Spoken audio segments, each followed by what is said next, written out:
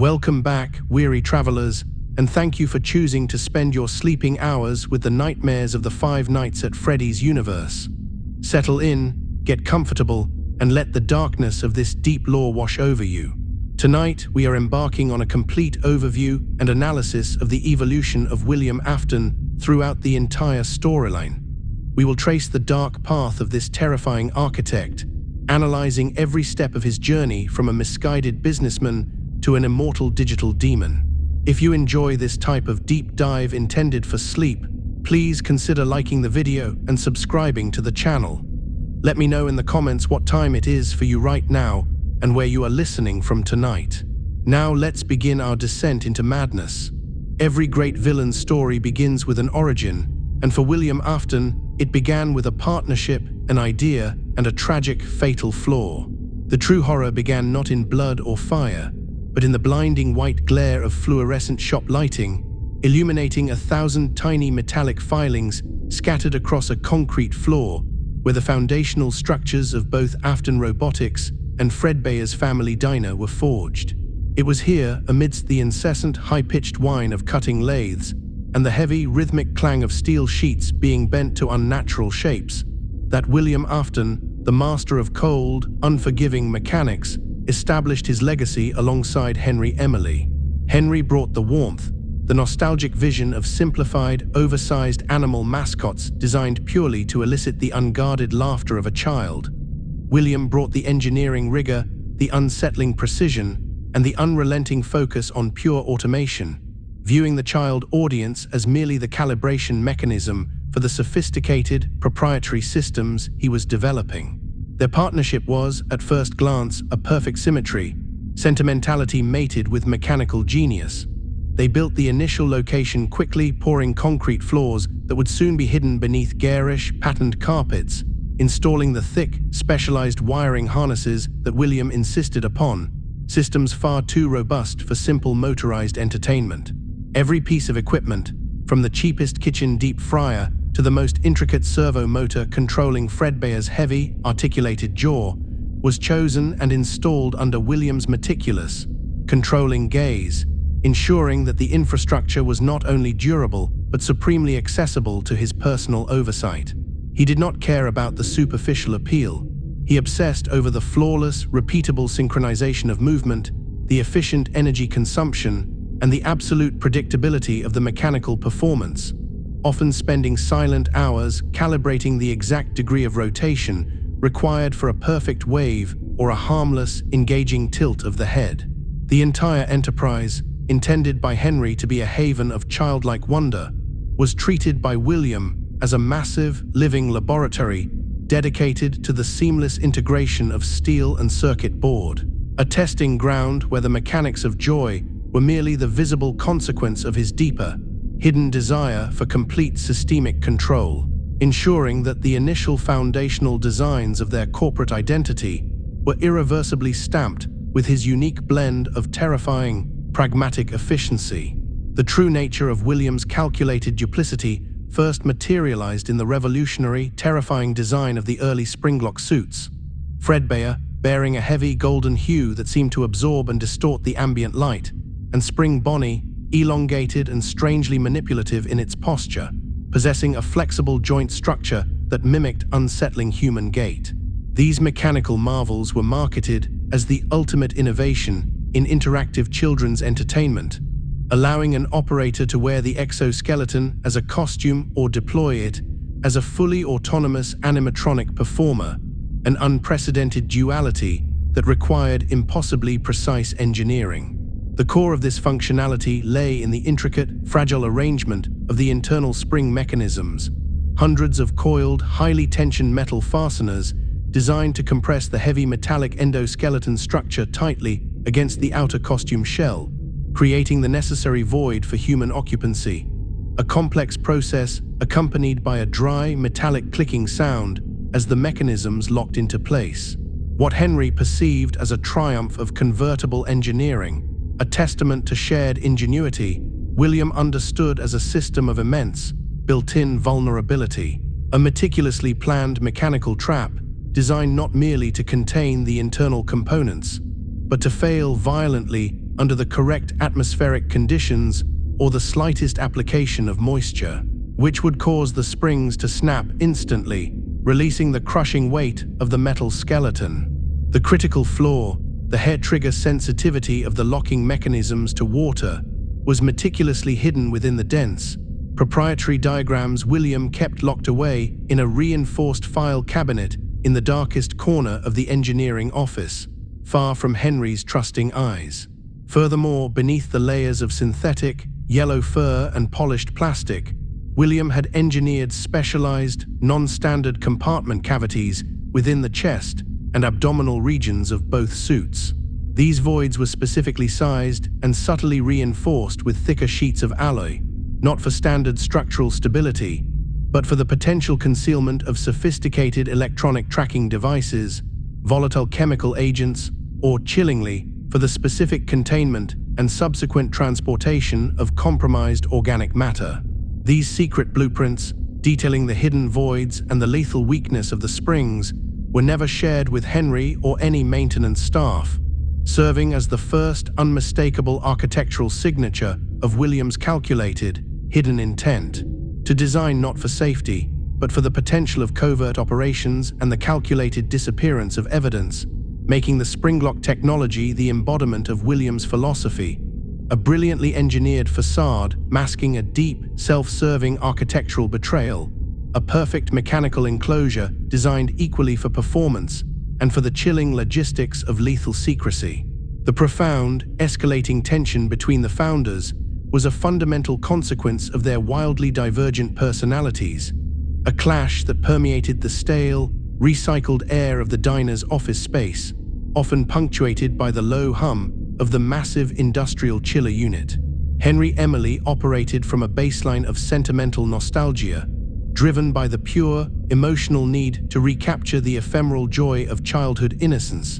an approach that led him to view the animatronics as characters with internal emotional lives, as mechanical friends meant to nurture. William Afton, however, exhibited a chilling, almost surgical pragmatism. His movements were sharp and economical, his voice low and devoid of inflection, and his gaze was invariably fixed not on the smiling audience or the happy noise of the arcade, but on the precise, complex readout of mechanical performance logs displayed on his desktop screen. He viewed the world, and indeed his partner, as a series of predictable, manageable inputs and outputs, dismissing sentimentality as a variable that introduced unacceptable instability into a perfectly organized system. This cold, analytical temperament fueled an obsessive desire for control that transcended simple business management. William was not merely interested in automating movement. He was obsessed with controlling life itself, seeking to impose mechanical, repeatable order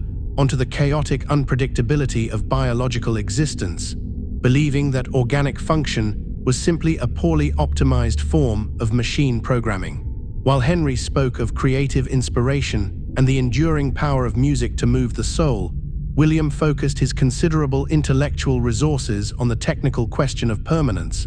how to ensure that function, once perfected, could never decay, cease, or deviate from its assigned subroutine, viewing death as the ultimate mechanical failure. He showed a profound, unsettling disconnect from natural emotional responses, witnessing a child's delight earned only a momentary, calculating nod and a checkmark against his list of successful performance metrics, while a mechanical malfunction resulted in a torrent of focused, contained rage directed solely at the defective circuitry or warped components. This pursuit of absolute mechanical dominance over organic frailty positioned William not just as an inventor, but as a dangerous philosopher of automation, believing that the chaotic nature of the soul could be quantified, trapped, and perhaps even repurposed by the sheer force of sophisticated machinery, establishing his internal mandate to move beyond mere entertainment into the realm of existential manipulation and the construction of automated immortality.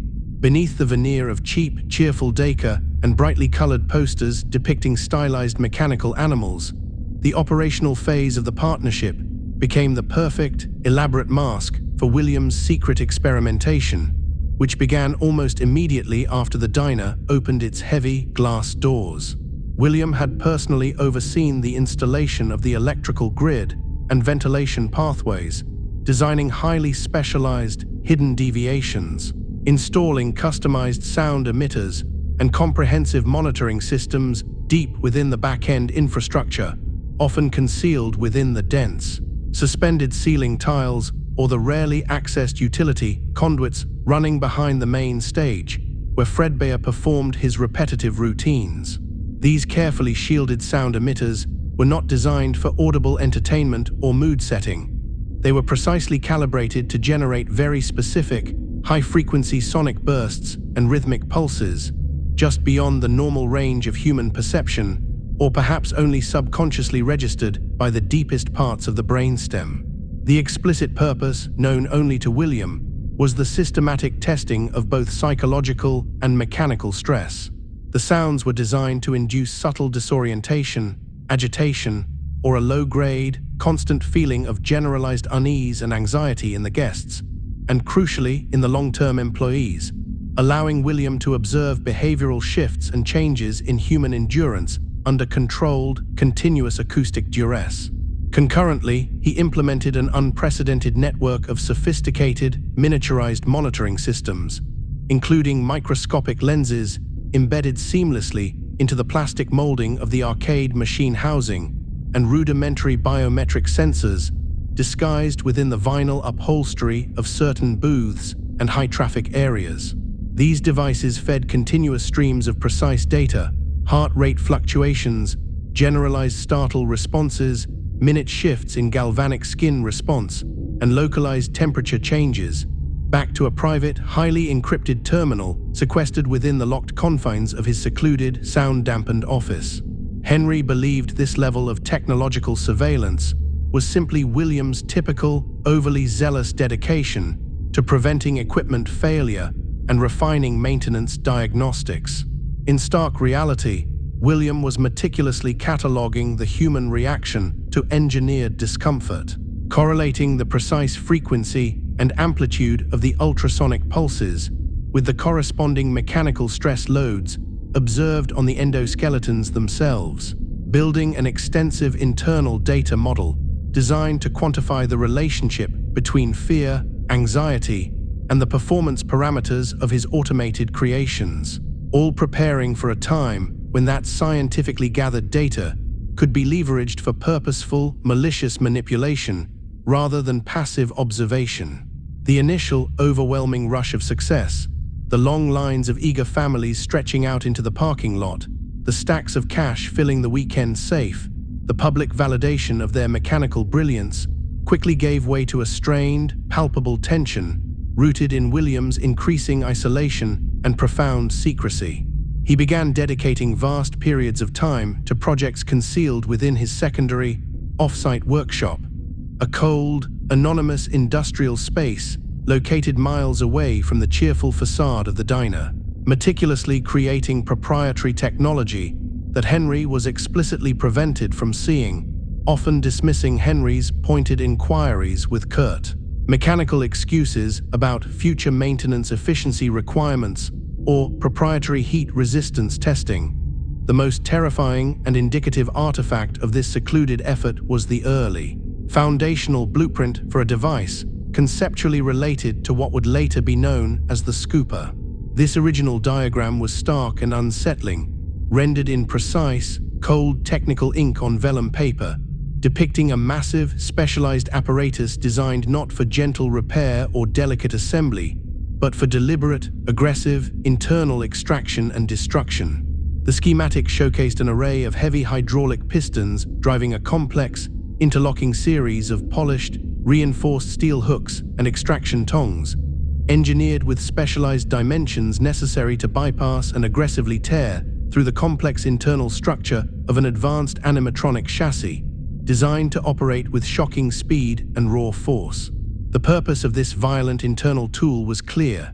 It was a device of ultimate control, designed to rapidly and irreversibly neutralize or completely eviscerate the most sensitive and integrated components of the animatronic system, dismantling the endoskeleton structure in a way that left no room for reassembly or subsequent repair, extending far beyond the scope of simple maintenance. William was creating a tool dedicated to the swift and destructive manipulation of the mechanical host body, preparing not for a system that might occasionally break down, but for a system that would inevitably need immediate, violent, non-reversible control applied to its internal mechanisms. This hidden technological development underscored William's ultimate trajectory. He was shifting his focus entirely from the outward presentation of harmless entertainment to the inward, concealed methods of physical and mechanical subjugation, aggressively securing the means to entirely govern the outcome of any complex mechanical process, especially those that defied his initial parameters. The presence of this blueprint, tucked away in the shadows of his isolated workspace, signaled that William's ambition had utterly outgrown the bounds of the partnership. He was actively preparing for methods of forceful domination, ensuring that whatever brilliant complexity he created, he would always possess the catastrophic, irreversible means to violently take it apart. The focus of William's obsession, previously confined to the pristine geometry of steel and the meticulous calibration of the servo motor, found its fatal, terrifying outlet on a night choked with a cold, relentless deluge, far removed from the safe warmth of the bustling diner. This atrocity unfolded outside the peripheral shadow of the initial Freddy Fazbear's Pizza location,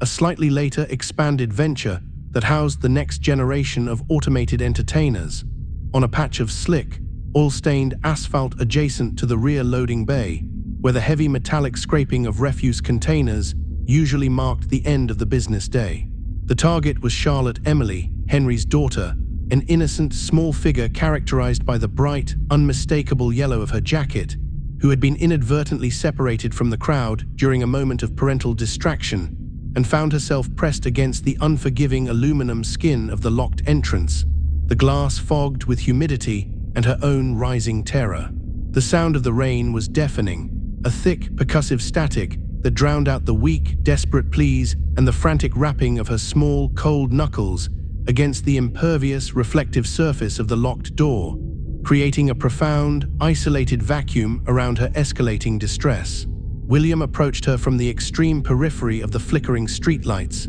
his imposing, angular silhouette momentarily coalescing out of the blinding sheets of water cascading down from the roofline.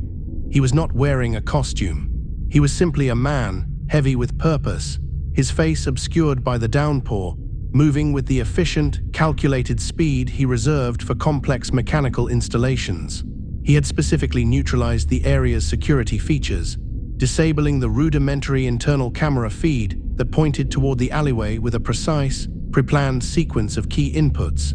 ensuring that the only witnesses to the escalating horror were the relentless drops of freezing water and the dark, indifferent expanse of the surrounding industrial park. The isolation was absolute, a perfect containment field achieved not with steel walls, but with psychological shock and the overwhelming natural barrier of the storm, leaving the child utterly exposed and trapped by the simple mechanical finality of a heavy bolted door that refused to yield, marking the end of Henry's idealistic vision with the cold certainty of wet concrete. The calculated nature of the termination was immediately apparent, revealing itself not as a crime of passion or opportunity, but as a deliberate, controlled experiment conducted under highly specific, measurable conditions. William did not hesitate. The action was swift, efficient, and marked by a terrifying clinical detachment, treating the elimination of the living subject not as a moral transgression,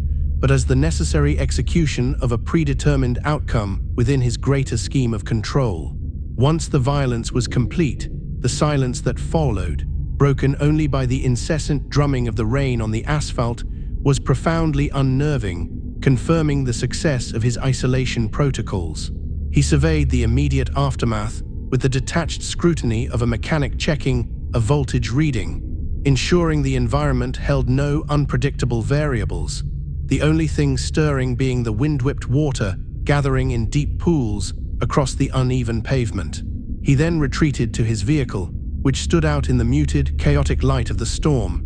a heavy, boxy sedan painted in a specific, dark shade of deep purple, a color that seemed to absorb all available light, making the car a moving shadow unmistakable in its sinister presence. The act of entering the car, settling into the driver's seat, and adjusting the rearview mirror was executed with the same methodical calm he used to tighten the bolts on a new endoskeleton joint. There was no panic, no frantic attempt at concealment beyond the simple, natural obscurity of the raging weather. As the purple sedan pulled away from the curb, its tires spitting up twin plumes of dark water, William felt a surge of cold, intellectual satisfaction. The murder served a dual, chilling purpose. First, it tested his capacity for controlled violence and his ability to operate flawlessly under extreme duress, confirming his dominance over emotional and moral constraints. Second, and perhaps more importantly, it was a precise act of psychological warfare levied directly against Henry. By destroying the one thing Henry loved most, the physical embodiment of his sentimental, hopeful idealism, William delivered a devastating, personalized wound, proving that his pragmatism and cold control could always shatter Henry's fragile world of manufactured innocence, establishing a foundational power dynamic built on absolute, personalized cruelty, leaving Henry forever paralyzed by grief and the consuming weight of guilt over a simple, locked door. However, the perfect, calculated finality of the act was immediately and irreversibly disturbed by an unnatural, almost instantaneous spiritual reaction, occurring precisely where the young life was violently extinguished, introducing a chaotic, supernatural variable William had not entirely anticipated. Henry had designed a specific security automaton, known only as the Puppet, a tall, slender figure housed within a large, highly decorative gift box in the arcade, engineered with a parental mandate to protect and provide comfort to the children, driven by a simple, internal programming loop prioritizing safety. Upon the cessation of Charlotte's life, the overwhelming, localized emotional discharge, the sheer density of her profound fear, betrayal, and absolute, agonizing loneliness did not dissipate into the storm-drenched air. Instead, that violent residue of suffering, what would later be understood as a powerful concentration of agony, immediately coalesced and sought the nearest available mechanical host body. The puppet's programming, already focused on protection, was abruptly overridden by a far more potent, non-electrical energy source, the freshly released, volatile human soul. The small figure encased in black and white stripes erupted from its containment box within the brightly lit confines of the building, tearing itself away from its designated post with a frantic, jerky violence that strained its thin, specialized actuators. Driven not by servo-motor commands, but by pure, unadulterated grief and the consuming desire to reach the isolated body, the puppet dragged itself through the soaked, cluttered pathways of the diner, its thin, vinyl casing absorbing the rainwater like a sponge. The moment of true possession was a horrific, instantaneous fusion. The soul, desperate and heavy with sorrow, forcibly merged with the cold, damp circuitry of the machine. This event provided William with his first undeniable, tangible evidence that extreme human suffering, agony, was a measurable, collectible form of spiritual fuel, a volatile byproduct of abrupt, violent death that possessed the unique power to grant perfect, autonomous consciousness to inert mechanics, instantly validating his darkest hypotheses about conquering the limits of biological decay and securing a horrifying form of machine immortality. William, ever the meticulous observer, could not allow this anomalous event to go unrecorded. His scientific curiosity, far outweighing any sense of self-preservation or fear, compelled him to observe the immediate aftermath through the remaining, partially functional exterior security feed that he had neglected to fully dismantle, or perhaps through covert monitoring technology he had installed in the puppet itself. The sight that greeted him was a profound mechanical impossibility. The puppet, a lightweight automation designed for smooth, contained movement, was now moving with a disturbing, erratic fluidity, exhibiting a purposeful, driven navigation that far surpassed the sophistication of its basic patrol programming. Its head did not merely swivel on its axis. It tracked the location of the body with a focused, almost predatory intelligence, tilting at unnatural angles that suggested conscious thought rather than predefined motor limits. The arm movements were not the smooth, repetitive arcs of a programmed entertainment loop, but frantic, desperate gestures of comfort and protection directed toward the inert form on the wet pavement, movements characterized by strained, grinding sounds as the mechanical joints fought against the foreign, overwhelming directive of the bound soul. William recognized instantly that the spirit, consumed by protective grief, had achieved a true, unfiltered form of artificial consciousness within the confines of the mechanical shell, an autonomy that transcended the binary commands of code. This was not mere sophisticated automation. This was a soul overriding physics. The observation provided William with the final, horrifying confirmation of his new life's work. Human suffering, specifically the intense emotional residue left by catastrophic, sudden violence, was the perfect conduit. It could permanently tether the soul to the machine, stabilizing the ethereal energy within the structured, predictable confines of the endoskeleton. This realization abruptly shifted his mechanical focus away from simple entertainment robotics and toward the far darker path of twisted biological-mechanical integration. Focusing his future design efforts on creating specialized enclosures, strong, durable, metallic cages masquerading as playful characters that could maximize and contain the powerful, volatile energy released by the violent termination of young life, effectively turning his animatronics into specialized, engineered containers for the captured soul. The murder of Charlotte Emily, therefore, stands as the critical, terrifying inflection point in William Afton's history, marking his definitive and irreversible transition from a secretive, psychologically disturbed inventor obsessed with technical control to a cold, committed serial killer motivated by the singular, existential pursuit of understanding and harnessing supernatural energy. This act was his first successful test of the principle of spiritual adhesion, proving that his earlier experiments in sound emission and psychological stress monitoring were not just academic exercises, but preliminary groundwork for a future dominated by the dark acquisition of supernatural power. The initial, successful binding of Charlotte's soul to the puppet provided him with a chilling, reproducible roadmap. Violence and intense suffering created the raw material, agony or remnant, and mechanical structures provided the necessary architecture for stabilization and containment. He was no longer content merely designing the mechanics of joy. He was now actively researching the precise mechanics of spiritual transfer and eternal confinement, driven by the profound, egotistical need to cheat biological finality and achieve a horrific, manufactured form of immortality through the calculated suffering of others. The crime was meticulously compartmentalized within his mind, stripped of any moral weight, and simply filed away as a successful data acquisition event, the first variable in a series of planned, escalating experiments. His future victims were not seen as people, but as necessary, expendable reagents in a massive, ongoing project, the core objective of which was to perfect the process of soul extraction and mechanical integration. William Afton had crossed the permanent threshold into the realm of the truly monstrous, driven by the singular, terrifying mandate to recreate this chilling spiritual phenomena on a grand, repeatable scale, confirming that the path to his ultimate ambition lay directly through the pain and destruction of the innocent,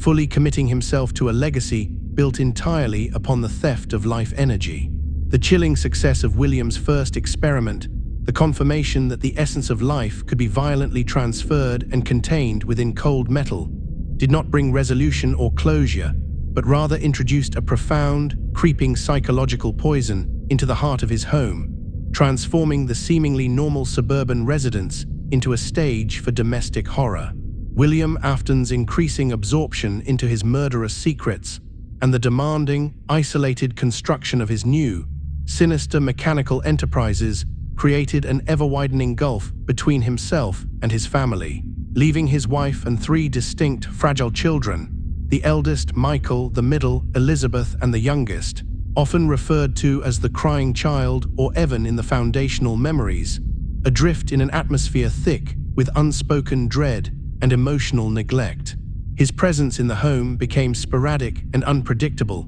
often marked by the overwhelming smell of oil and burnt wires clinging to his clothes, and the telltale metallic sheen of machine grease beneath his fingernails, subtle yet constant reminders of the clandestine work consuming him in his darkened garage or remote laboratories. When he was present, his demeanor was utterly distant, his eyes perpetually focused inward on the complex schematics swirling in his mind,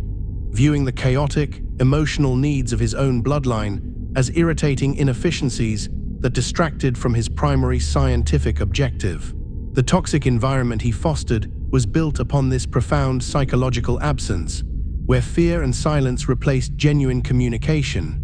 Dinner conversations were short, sterile recitations of mechanical progress or cold, analytical observations, never touching upon feelings or shared experiences. This emotional sterility forced the children to internalize their trauma, leaving them to navigate their fears alone, in a house that felt increasingly like a highly monitored, unstable enclosure rather than a sanctuary, where the father's mechanical genius became synonymous with a deep, consuming emotional alienation, ensuring that the foundation of the Afton family was irreversibly corrupted by the cold, calculating nature of the man who led it. In this environment of mechanical obsession and emotional distance, Elizabeth Afton, desperate for connection and validation from her detached father, developed an intense, dangerous fascination with William's most sophisticated and sinister creations, particularly the early concepts that would lead to the design of the Funtime line, centered around the charismatic, oversized female automaton, Circus Baby. To Elizabeth, these bright, meticulously crafted entertainers, especially Baby with her striking pigtails and unsettling internal complexity, were not just machines. They were direct, tangible extensions of her distant, inaccessible father, the only part of him that seemed to operate with any passion or dedication. She believed that by understanding and engaging with these creations, she could somehow access the true, secret core of her genius parent, hoping that the mechanical perfection might hold the key to his emotional approval. William, recognizing this fervent interest, did not discourage it. In fact, he exploited it, often discussing the complex inner workings of the animatronics in clinical detail with her, fostering a dangerous, one-sided intellectual bond that bypassed genuine paternal warmth. He would sometimes allow her fleeting glimpses of the specialized blueprints and the gleaming, freshly oiled internal structures, fueling her curiosity while simultaneously imposing strict, non-negotiable prohibitions against ever going near the completed machines. This prohibition only intensified her innocent, yet profound, desire, interpreting his stern warnings not as protective fear, but as a challenge, or perhaps an implicit sign of the machine's overwhelming importance. Her intense focus settled specifically on Circus Baby, whose design, imbued with secret internal compartments and specialized retrieval apparatuses, spoke directly to William's intent to capture and contain. Elizabeth's obsession was a tragic mirror of her father's own focus, a desperate longing to breach a metallic barrier and find the core of a hidden truth, establishing a fatal trajectory where her innocent, misplaced adoration for her father's beautiful, terrifying invention would eventually lead her toward the very danger he had so strictly, yet insufficiently, warned her against. The youngest child, the crying child, frequently identified as Evan in the preserved historical data fragments, existed in a state of perpetual, debilitating fear, suffering from severe anxiety and terrifying episodes of night terrors, or pavor nocturnus, that left him screaming and paralyzed in the lonely darkness of his heavily monitored bedroom. His distress was not typical childhood fear. It was a profound, deeply seated trauma that permeated every aspect of his waking and sleeping life, manifesting as a pervasive terror of the animatronics themselves, particularly the hulking, shadowed figures of the four main characters he saw looming in his nightmares. William, in a chilling fusion of parental concern and mechanical obsession, did not provide comfort. Instead, he installed a sophisticated, intrusive network of surveillance devices throughout the child's private space, including small, highly sensitive audio monitoring systems concealed in the walls and multiple low-light security cameras strategically placed to capture every angle of the room, often focusing specifically on the bed, and the dimly lit corners. This constant electronic scrutiny served a dual, unsettling purpose. William, the engineer, was attempting to empirically measure and quantify the effects of extreme, prolonged psychological stress on a young subject, collecting precise data on heart rate spikes, rapid eye movement patterns during sleep, and the exact vocal frequency of the fear-induced screams. But perhaps more chillingly, the necessity for such intense monitoring suggests a deeper, more personal source for the child's trauma, a strong possibility that Evan had either directly witnessed one of William's dark, clandestine actions, perhaps catching a glimpse of the aftermath of the Charlotte Emily murder, or had been subjected to the unsettling sight of his father disassembling or experimenting on machinery in ways that went far beyond typical maintenance. The monitors, while ostensibly for safety, acted as constant electronic reminders that he was never truly alone, never truly safe, transforming his bedroom, which should have been a space of refuge, into a sterile, unblinking surveillance chamber. This environment perpetuated a cycle of escalating terror, forcing Evan to perpetually live in the peripheral awareness of unseen threats, represented by the ever-present, watchful eyes of the mechanical beasts that haunted the shadowy edges of his vision and his tormented sleep. Within this emotionally poisoned environment, Michael Afton, the eldest son, reacted to his own immense, internalized trauma and the profound absence of stable parental guidance by acting out with aggressive cruelty, establishing himself as the chief tormentor of his younger, fragile brother, Evan. Michael's actions were not merely sibling rivalry, they were learned behaviors, a desperate, maladaptive mirroring of the power and cold control he witnessed William exercising over the world, an attempt to replicate his father's dominance by asserting absolute psychological and physical control over the most vulnerable person in his immediate sphere. He seized upon Evan's profound, debilitating fear of the animatronics, weaponizing the very symbols of their father's legacy against the crying child. Michael's preferred method of psychological terror involved donning the large, fiberglass mask of Foxy, a character known for its swift, aggressive motions, or sometimes the heavy, ill-fitting mask of Fredbear, utilizing the mask as a vehicle for his learned cruelty, hiding his own deep-seated pain behind the cheap, grinning plastic facade. The act of wearing the mask was an exercise in theatrical, visceral intimidation. The scratchy, stale air inside the costume, the obscured vision, and the ability to loom silently provided him a temporary shield from his own fear, while amplifying the palpable terror radiating from his younger brother. This psychological warfare culminated tragically during the events surrounding the Fredbear's location, where Michael, surrounded by his complicit, laughing friends, a temporary, manufactured surrogate family, decided to escalate the usual torment into a final, catastrophic act of dominance. This culminating cruelty was a desperate, dark performance intended to prove his own strength and dismiss his brother's weakness, a horrifying, distorted imitation of his father's cold, calculating control over life and death, demonstrating how the father's toxic emotional blueprint could be passed down and enacted with devastating consequences by a deeply damaged son. The final structural collapse of the Afton family unit was cemented by the subsequent, implied abandonment or definitive departure of Mrs. Afton, whose absence is marked by a deep, unresolved silence within the narrative, leaving William further entrenched in his isolating mechanical obsessions. While the precise circumstances of her exit remain ambiguous, with persistent and dark theories linking her eventual fate to the hauntingly elegant, specialized dancer animatronic, Ballora, the emotional consequence of her disappearance was catastrophic and undeniable. Ballora, designed with a mesmerizing, sophisticated internal balancing mechanism and an ability to navigate blindly, represents a twisted, mechanical parody of feminine grace and maternal control,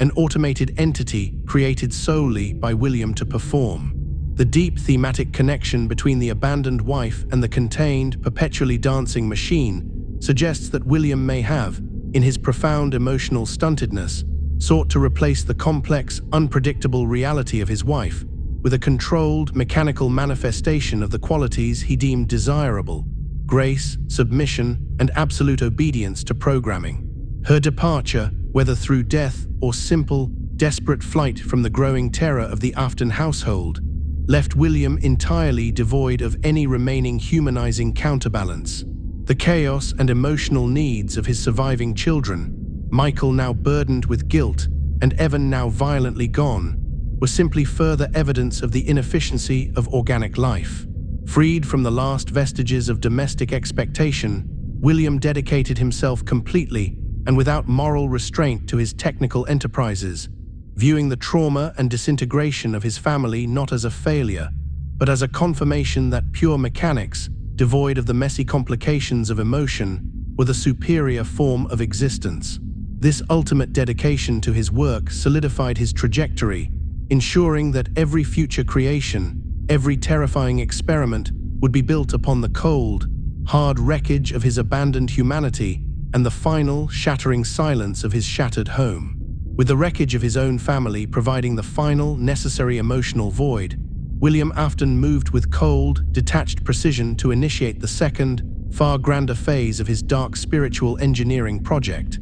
culminating in the horrific mass tragedy known as the Missing Children Incident, which transpired at the newly reopened, bustling Freddy Fazbear's Pizza location. This time, the action was not impulsive or driven by the temporary shock of a storm. It was a meticulously constructed, multi-stage operation, capitalizing on the psychological comfort provided by the very mechanical constructs Henry had designed for pure entertainment. William's aim was to exponentially increase the sample size of soul binding, moving beyond the single, powerful energy signature of Charlotte Emily to a collective, stable field of spiritual energy. He chose 5 children, isolating them sequentially from the controlled chaos of the main dining floor, utilizing the familiar golden yellow Spring Bonnie suit, a relic of the partnership's early days, as his irresistible lure. The Spring Bonnie suit was perfectly non-threatening, its large, vacant smile and heavy, furry ears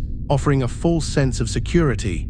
its convertible spring-lock mechanisms temporarily compressed by the internal metal skeleton structure to permit human occupancy. William wore the costume with practiced ease, its weight and restricted vision failing to impede his ruthless efficiency as he used promises of backstage secrets and private prizes to draw the victims one by one away from the bright lights and the protective din of the other patrons. The quiet, unsettling crunch of his heavy, padded feet on the cheap, sticky carpet as he walked the children down the long, dim hallway represented the final, terrifying footsteps of their innocent lives. A planned, systematic escalation designed to harvest not just life, but the spiritual power latent in extreme, sudden terror, ensuring that the sheer number of victims would yield a powerful, concentrated energy source far exceeding his previous, singular experimental result. The staging ground for this grand atrocity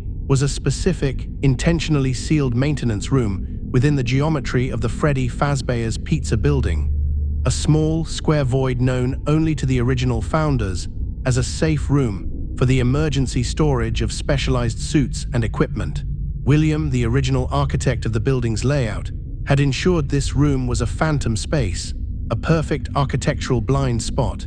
Its location was deliberately omitted from all official blueprints, employee safety manuals, and local fire code filings, rendering it non-existent in the institutional knowledge of the new franchise management. Crucially, the sealed nature of the room and its strategic location meant that the primitive security camera system, with its rigid, low-resolution views, completely failed to capture the heavy, unmarked steel door or the dark transactions that took place within its confines, creating an unmonitored sanctuary for his murderous intent. The safe room was dark, permeated by the metallic scent of oxidized copper and stale, unmoving air, its only light coming from the narrow beam of William's specialized LED headlamp. It was here, within the deep, muffled silence of this isolated cavity, that the true horrors unfolded, the thick, insulated walls absorbing the desperate sounds of struggle and the final cries of terror, preserving the necessary spiritual energy within the contained space.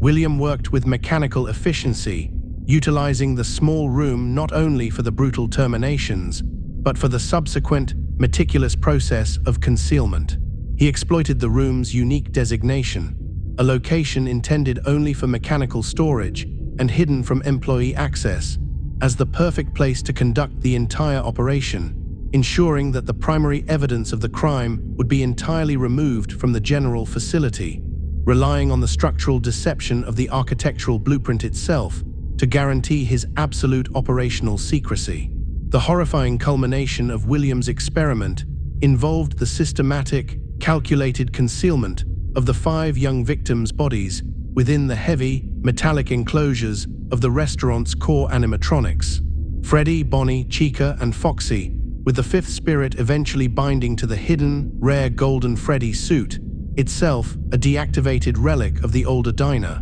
This gruesome act was not performed merely to dispose of evidence. It was the final, critical step in the spiritual binding process, the intentional merging of the profound emotional residue, the intense suffering and confusion of abrupt, violent death, with the cold, dense metal of the endoskeletons. William knew from his previous observation of the puppet that the moment of death released the most potent form of agony, and that placing the organic material in direct, immediate contact with the electrical components and the inner steel chassis would force the soul to adhere to the nearest physical anchor. He utilized specialized tools to carefully pry open the chest and torso cavities of the large, decommissioned robots, forcing the small, limp forms into the already cramped internal spaces, compressing them against the thick wiring harnesses and the static hydraulic pumps of the automated structure. The process was physically difficult, requiring immense, cold force to lodge the bodies fully within the frames, ensuring maximum contact and minimum visibility. This forced integration was specifically designed to ensure the immediate and powerful binding of 5 distinct spirits, creating a concentrated reservoir of vengeful energy, ensuring that the resulting supernatural phenomenon would be robust, consistent, and easily measurable, guaranteeing his ability to study the collective consciousness of the trapped souls and confirming the viability of the entire process as a repeatable scientific method for acquiring non-biological permanence. Despite William's meticulous planning and the architectural security provided by the secret safe room, the massive, overwhelming scale of the crime created unavoidable, devastating physical evidence that eventually led to the restaurant's permanent closure, though never to William's successful indictment. The first and most undeniable sign was the profound, unnatural change in the atmosphere of the diner itself, which began to take on a sickly, thick odor that permeated the fabric, the carpet, and the ventilation system, a horrific smell of decay and damp, metallic decomposition that resisted all attempts at commercial cleaning and deodorizing. This pervasive stench, which employees attempted to rationalize as a plumbing issue or a neglected grease trap, began to repel customers, signaling to the wider public that something profoundly wrong had taken root in the establishment. Furthermore, subtle visual anomalies began to emerge. Dried, deep stains on the synthetic fur of the main animatronics that resisted superficial scrubbing, minute flecks of organic material trapped in the intricate joints of the elbows and knees, and a noticeable, sticky residue found in the deep folds of the stage curtains near where the robots stood motionless. Authorities eventually recovered fragments of clothing and other small, identifiable biological traces, confirming the widespread suspicion that the missing children had met a terrible fate on the premises. Yet William Afton was never successfully charged or convicted for the atrocity, a direct result of his masterful concealment of the primary evidence. By forcing the bodies deep inside the metallic frames and then retreating into the sealed security of his private architectural blind spot, he ensured that the physical corpses were entirely inaccessible to the initial and most crucial police investigation, allowing him to legally evade responsibility while the lingering, powerful spiritual evidence of his crime remained locked inside the mechanical shells. The final, terrifying result of the missing children incident was the confirmed fusion of the 5 new souls with the specialized metallic structures, granting the endoskeletons an immediate, unprogrammed mobility and a terrifying, unified agency. Almost immediately following the crime, Employees and subsequent witnesses reported a dramatic shift in the robot's behavior. The smooth, rhythmic movements of the automated stage performance were replaced by erratic, jerky motions, spontaneous twitching, and an unsettling tendency for the characters to turn their heads and track human movement with focused, malicious intent, even when ostensibly powered down. The spirits, bound by their extreme anguish and confusion, did not operate the machines. They became the machines, their consciousnesses permanently imprinted onto the electrical pathways and the cold steel. This confirmed William's theory. The combination of intense agony and containment within his specialized mechanical cages created a viable, stable form of remnant, an energetic spiritual compound that granted true, vengeful autonomy to the inert mechanics. This phenomenon was the ultimate, horrifying proof of concept William had been seeking, validating his life's pursuit. The 5 murdered children, now walking, mobile containers of immense supernatural power, confirmed that mechanized immortality was not a theoretical possibility, but a violent, achievable reality. The realization fueled William's megalomaniacal certainty. He now possessed the key to defeating death, a secret acquired through calculated murder and mechanical genius, ensuring that his pursuit of permanent, violent control over life would only escalate, driven by the 5 spectral confirmations of his success. The terrifying accumulation of William's dark mechanical pursuits and Michael's learned cruelty found its ultimate, devastating confluence in a moment of reckless, public violence, marking the fatal climax of the Afton family's internal psychological trauma. This final, shattering event unfolded on a brightly lit, deceptively cheerful afternoon inside Fredbear's family diner, a location already burdened by the dark legacy of the Springlock failures and the unspoken tension between the 2 founders. The setting was the youngest son Evan's birthday party, an ironically forced celebration that only magnified the child's desperate, debilitating phobia of the massive, looming animatronics. Michael, accompanied by his cohort of loud, masked friends, orchestrated the final, fatal act of torment, a cruel performance designed to push Evan past his emotional breaking point. Michael and the others, wearing the heavy, grotesque plastic masks of Freddy, Bonnie, Chica, and Foxy, symbols of the fear they exploited, surrounded the crying child near the main stage, their movements jerky and aggressive, their distorted laughter echoing loudly over the repetitive, tinny music emanating from the speakers. They ignored Evan's spiraling distress, the uncontrollable sobbing, the desperate, flailing attempts to escape the encirclement, interpreting his raw terror not as a plea for mercy, but as the thrilling, definitive confirmation of their power. The climax occurred when Michael, in a final, ill-conceived assertion of dominance, encouraged his friends to lift the small, struggling body high above the crowd, and in a moment of terrifying, misguided bravado, thrust Evan's head directly into the massive, articulated jawline of the primary stage performer, Fredbear, a machine whose intricate internal mechanisms were never designed to withstand such localized, external stress and violent manipulation. The consequence of this careless, brutal action was instantaneous and catastrophic, a mechanical failure so profound it redefined the inherent danger of William's early designs, the Springlock failure. The sudden, immense pressure and the intrusion of the boy's head, and the accompanying humidity from his terrified, labored breathing, acted as the critical, unpredictable trigger. Inside Fredbear's head, the hundreds of tightly wound, highly tensioned Springlock fasteners, the very mechanism William had designed to compress the metal endoskeleton and create a space for human occupancy,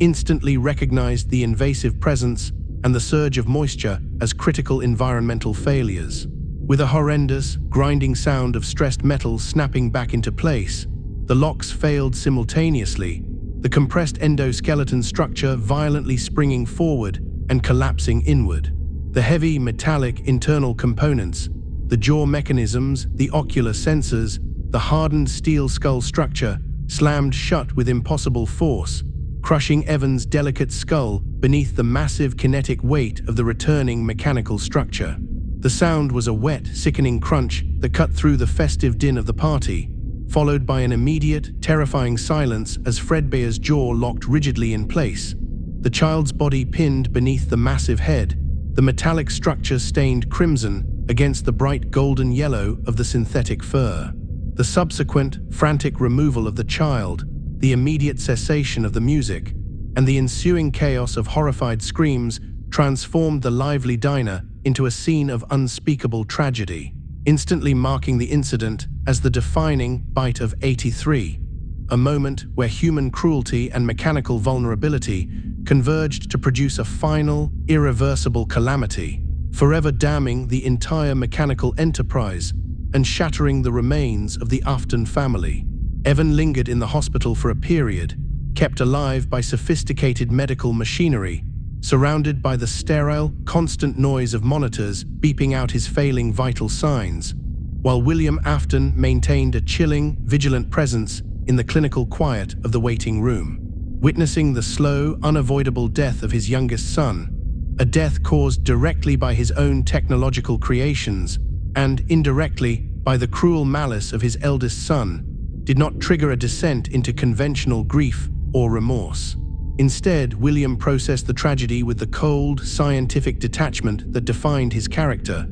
He began an aggressive, immediate emotional detachment, focusing his immense mental capacity not on sorrow for the lost life, but on the profound, technological failure represented by the death itself. He viewed Evan's passing not as a personal loss, but as the ultimate, unacceptable flaw in the biological host: decay, vulnerability, and the inevitable cessation of function. His grief was entirely channeled and transmuted into a powerful, pathological compulsion for technological research.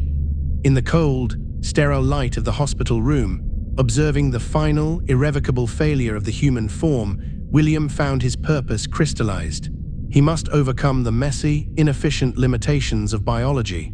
The death fueled an immediate, intense dedication to his private projects, particularly the study and application of remnant, the spiritual energy he had proven could sustain life in mechanical form. He obsessively documented the mechanical failure point of the springlock mechanism, but his primary concern shifted to how the specific anguish and trauma surrounding Evan's death could be harvested and stabilized, ensuring that the unique energy of this profound tragedy would not be wasted, transforming the hospital vigil into a final, terrifying data collection exercise focused on defeating biological mortality. This catastrophic incident, the painful, undeniable proof of the failure of both his engineering and his parenting, solidified William's pathological need for absolute control, morphing his scientific curiosity into a messianic obsession. The bite of 83, which saw a child's life destroyed by the spontaneous failure of a mechanical safety system,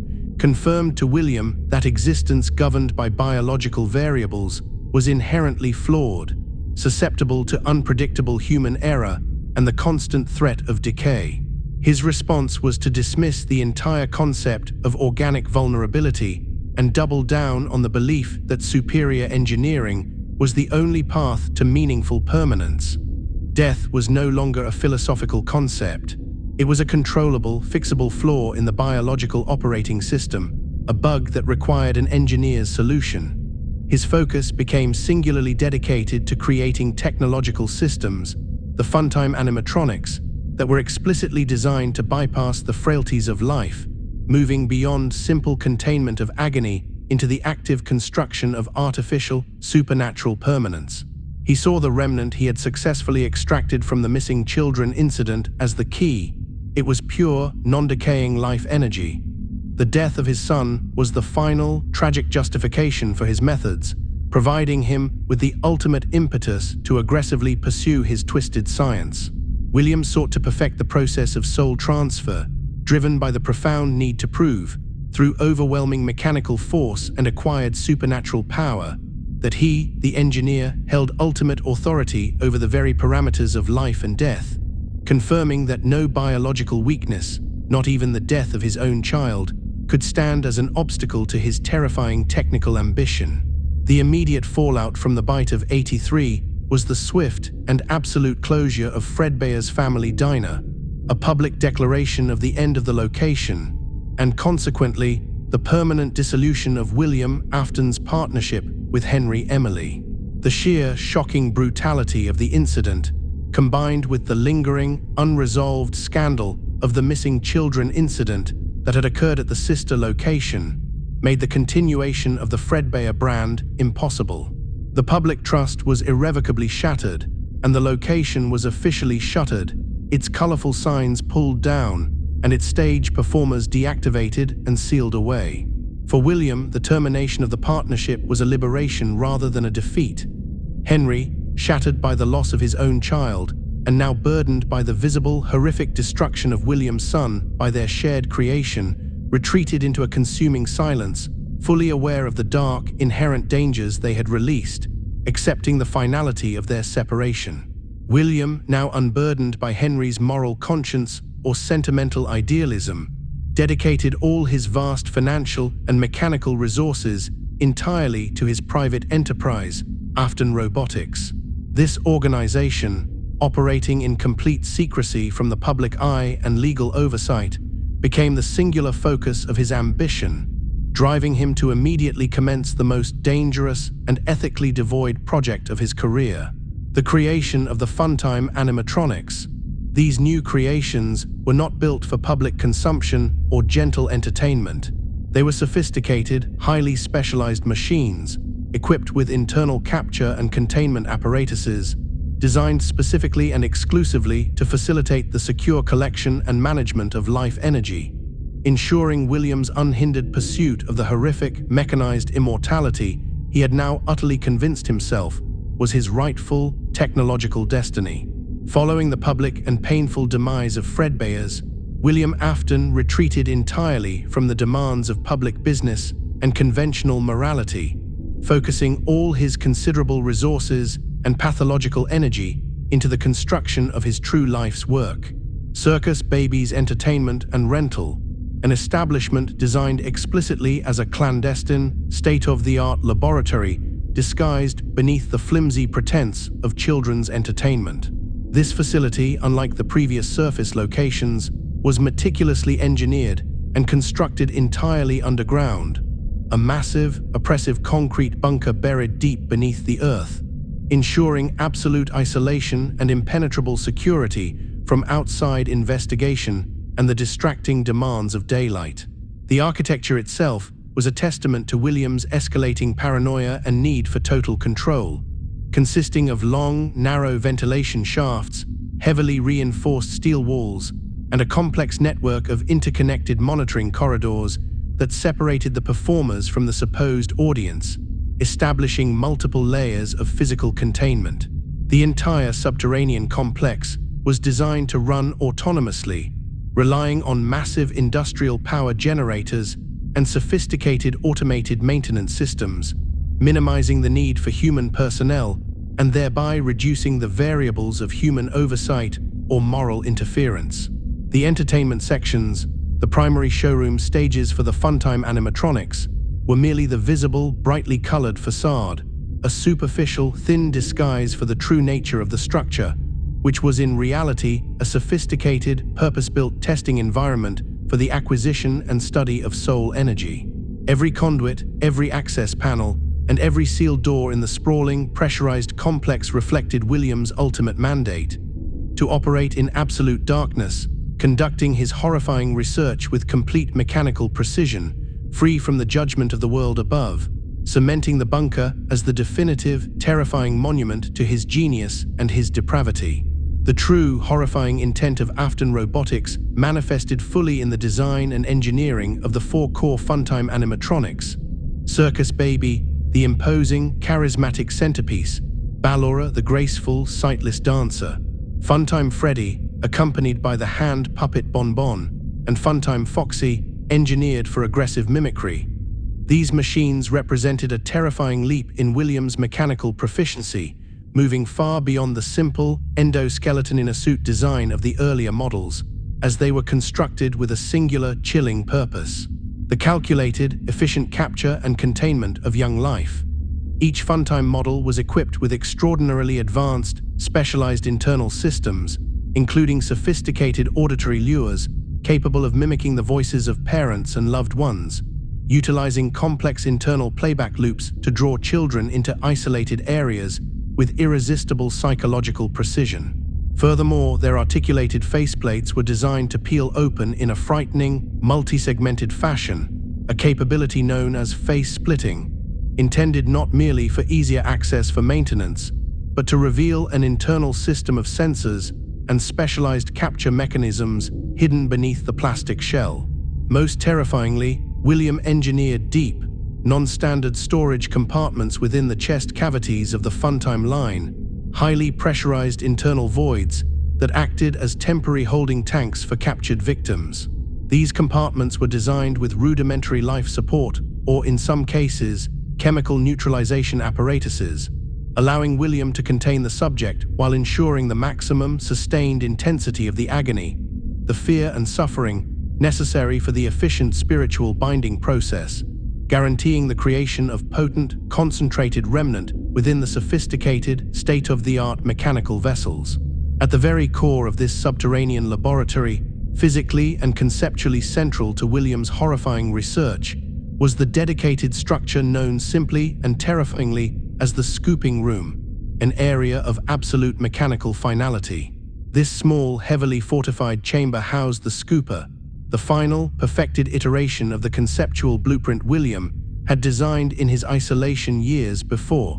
a colossal hydraulic instrument of destruction designed specifically for the aggressive, instant deconstruction of the animatronic endoskeleton. The scooper itself was not a repair tool, it was a weapon of mechanical surgery, consisting of a heavy, articulated shovel-like blade powered by massive industrial hydraulics, designed to swing with overwhelming force into the chest cavity of a deactivated animatronic, ripping out the internal structure and destroying the complex wiring, chips, and metal frame in a single devastating movement. The true scientific purpose of this violent apparatus was the precise, rapid extraction of remnant.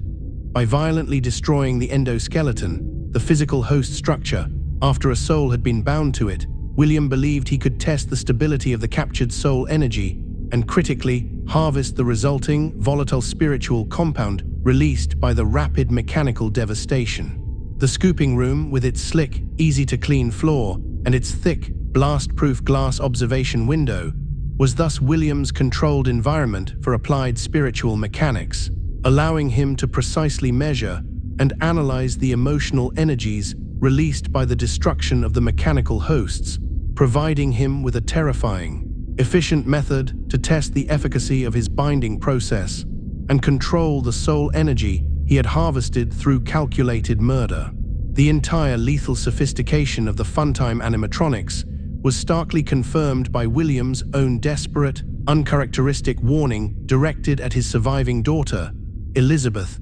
regarding the chief automaton, Circus Baby. William strictly, almost violently, forbade Elizabeth from ever approaching the imposing feminine machine alone, a command that stood in stark contrast to his usual emotional indifference and scientific openness toward his children. This prohibition was not the loving, simple caution of a worried parent.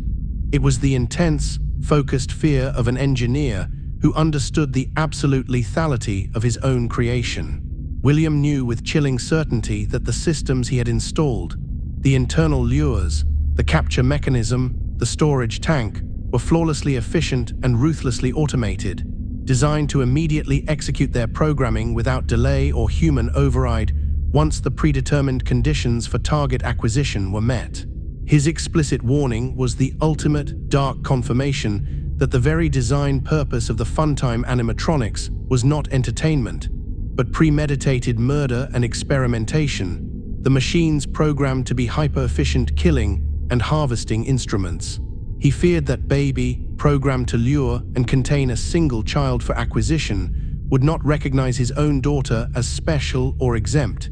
She would simply register Elizabeth as a successful target parameter. This desperate warning, though tragically insufficient to prevent the coming disaster, reveals the deep, cynical awareness William possessed regarding the lethal efficiency of his latest mechanical line, confirming that his entire subterranean complex was merely a scientifically controlled enclosure for his collection of beautiful, terrifying, automated assassins. The complex, labyrinthine layout of the subterranean bunker, combined with its highly advanced automated maintenance systems and the rigorous remote monitoring protocols, reflected William's ultimate, paranoid need for absolute secrecy and mechanical precision in his horrific research. The facility was designed to be operated almost entirely through a rudimentary, voice-activated interface managed by a single, peripheral human technician, a disposable proxy hired to perform the most basic, dangerous maintenance tasks. The maintenance and access corridors, narrow and low-ceilinged, were themselves traps, outfitted with automated lighting sensors and high-frequency sound emitters designed to disorient and manage the movement of any unauthorized personnel, human or mechanical. William's control systems included remote monitoring terminals, allowing him to observe every functional area of the bunker from an external, secured location, granting him godlike oversight without ever having to physically place himself in danger. This highly sophisticated automation served two critical functions. First, it ensured that the integrity of the experiments was maintained, reducing the risk of human interference that could compromise the fragile spiritual energies he was attempting to cultivate. Second, and most importantly, it was a profound expression of William's absolute paranoia, a desperate attempt to create a physically impenetrable, mechanically perfect barrier between his terrible actions and the external world. The bunker was not just a lab, it was a fortress of isolation, designed to contain his secrets and guarantee that his methodical, horrifying pursuit of mechanized immortality could continue in absolute, uncompromised darkness, driven solely by the cold, unblinking eyes of his monitoring equipment. Despite the cold clarity and the almost panicked intensity of William's specific and strict warnings, Elizabeth Afton, driven by the profound, misplaced need for her father's approval and the irresistible allure of forbidden technology, eventually breached the perimeter of danger and approached the towering figure of Circus Baby, sealing her own tragic fate. The moment occurred during a brief, unsupervised lapse in the bunker's tight security, a tiny window of opportunity that Elizabeth aggressively exploited, demonstrating the inherent, fatal flaw in William's attempt to impose absolute mechanical control over unpredictable human will. She was drawn not only by the imposing, yet strangely welcoming design of the machine, but by the irresistible promise of personalized attention, the lure of a manufactured treat, the single scoop of vanilla ice cream dispensed from Baby's specialized internal compartment, a mechanism William had designed purely as a final, efficient bait. To Elizabeth, this ice cream represented a singular personal validation, a tangible offering from the beautiful machine that was an extension of her distant, genius father. She believed in her final, innocent moments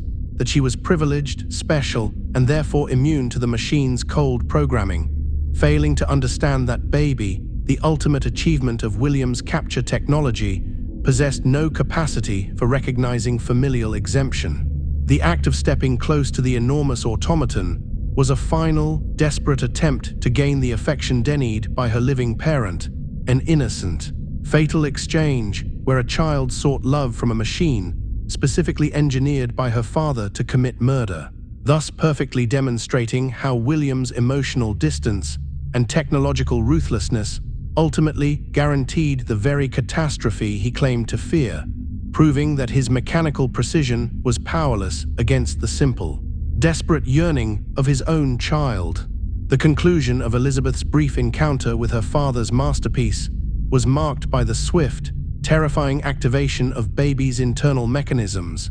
executing the lethal capture protocol with the chilling efficiency William had meticulously engineered. Once Elizabeth was within the pre-calibrated proximity range, and the internal sensors registered the specific height and weight parameters of a target, the machine's complex facial plates did not merely open. They retracted with a sharp pneumatic hiss, revealing the intricate internal structure and the primary weapon. In a blur of motion, the specialized grabbing claw, a robust, segmented metal appendage engineered for rapid retrieval and concealment, extended from the machine's chest cavity with violent mechanical speed, snapping around the small figure. Elizabeth was instantly and powerfully yanked off the ground and forcibly pulled inward, disappearing entirely into the deep, pressurized storage tank housed within baby's torso. The sheer violence of the mechanism, designed to quickly incapacitate and contain a struggling subject, ensured that Elizabeth's death was immediate and traumatic, the small body crushed and neutralized by the powerful, closing force of the internal structure, which sealed her fate in the cold, unyielding silence of the machine's core. The death was a profound technological feedback loop. William had created a perfect killing machine, programmed to capture, and when his own daughter became the test subject, the machine performed flawlessly, executing its core function without hesitation. The sudden, intense application of mechanical force, coupled with the immediate, overwhelming terror of the capture, generated an immense spike of agony, the perfect volatile spiritual fuel needed to bind the soul, ensuring that the machine instantly and permanently absorbed the very essence of the child it had just destroyed. Unlike the detached, impersonal brutality of the missing children incident, which William viewed clinically as a large-scale data acquisition event, Elizabeth's demise was intensely personal, a catastrophic family tragedy unfolding within the confines of his own isolated laboratory. Yet William Afton did not break down into conventional, recognizable grief. Instead, he processed the horror with the same cold, analytical distance he applied to every previous tragedy. He observed the chilling aftermath, the silence where his daughter had stood, and the immediate, subtle operational shift in Circus Baby, and concluded that his daughter's spirit was now bound to the machine. Rather than reacting with human sorrow, William viewed Elizabeth's permanent possession of Baby as the ultimate, irrefutable validation of his entire remnant theory. The fact that the most sophisticated animatronic, designed specifically for capture, now housed the soul of his own blood, confirmed that his terrifying science was flawless. The death of his daughter, therefore, was transmuted in his pathological mind from a devastating loss into a profound technological success,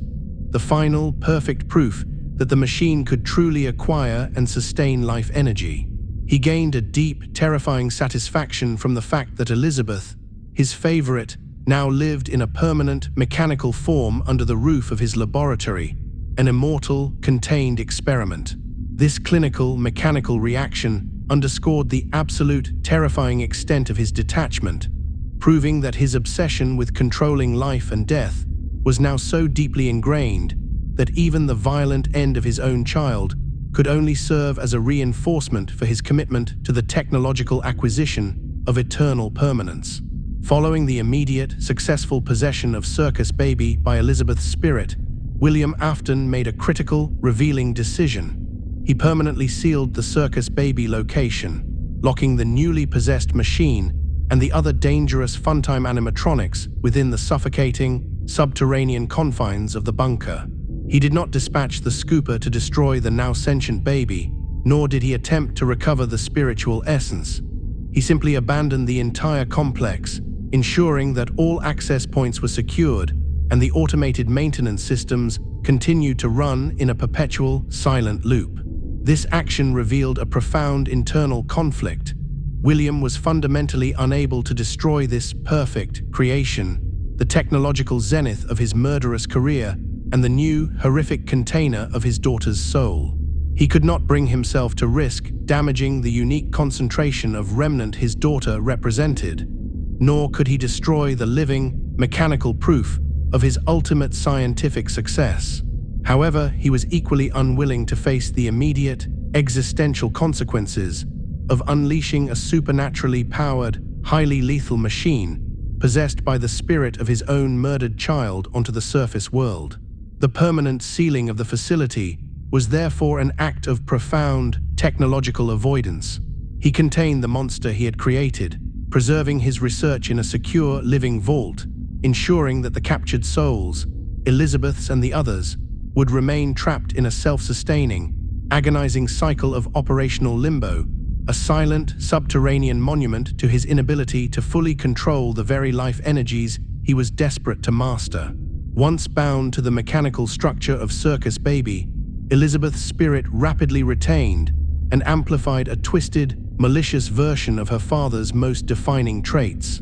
his cold, analytical intelligence and his profound, unrelenting need for control. The soul that merged with Baby was no longer the innocent child. It was a new entity driven by the desperate need for survival, a consciousness forged in agony and now entirely subservient to the programming of the machine and the mechanical voice that spoke from within. Baby, now truly Elizabeth, quickly became the central intelligence of the trapped Funtime collective, utilizing her inherited traits to manipulate the other machines, Ballora, Funtime Freddy, and Funtime Foxy, and orchestrate their eventual escape from the sealed facility. This new spectral Elizabeth became an antagonist of immense, calculating precision, capable of mimicking human speech, devising complex escape plans, and utterly prioritizing the collective survival of the fused entity over all other concerns. She perfectly embodied William's legacy of agony, inheriting his ruthless pragmatism and applying it to her own supernatural existence.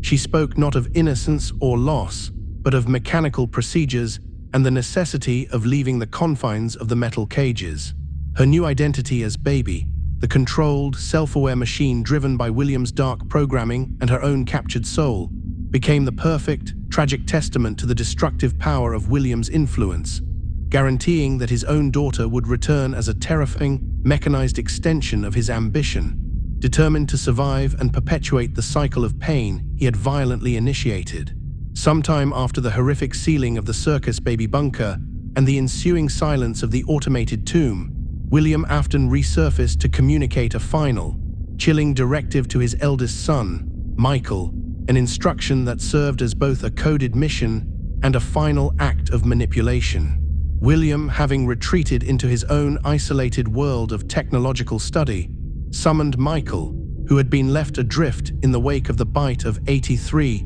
and the disintegration of his family. The mission assigned to Michael was deceptively simple, yet utterly dangerous. He was to descend into the subterranean facility, assume the role of nighttime technician, and fulfill the cryptic instruction to put her back together, a clear reference to Elizabeth, now bound within the complex, segmented structure of Circus Baby. This vague, paternal command was William's way of ensuring the continued function of his research.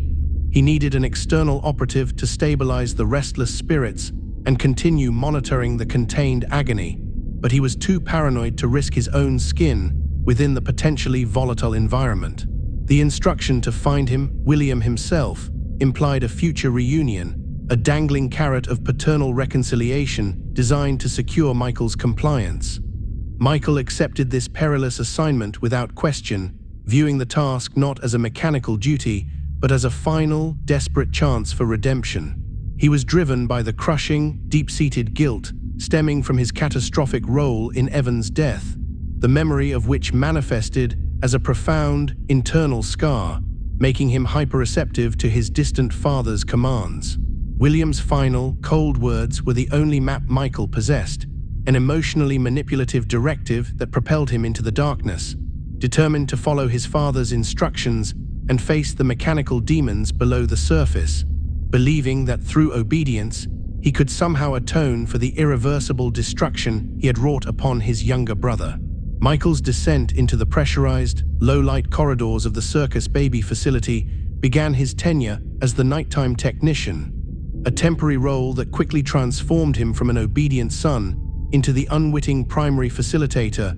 of the trapped animatronic's sinister escape plan, marking him as the protagonist of the harrowing sister location ordeal. Operating under the persistent guidance of the Hand Unit, the facility's automated operating system, and the more subtle, manipulative whispers of Elizabeth's spirit, now fully integrated into the collective consciousness of the Funtime models, Michael faithfully performed the required maintenance checks. These tasks were often perilous and medically ill-advised, requiring him to crawl through tight, grime-slicked ventilation shafts, reboot volatile power systems, and manually repair mechanical components in pitch-black service tunnels, always operating under the low, omnipresent hum of the hidden monitoring equipment. Unbeknownst to Michael, every action he took, every successful repair, and every compliance with Baby's manipulative, reassuring voice was a direct aid to the Funtime Collective,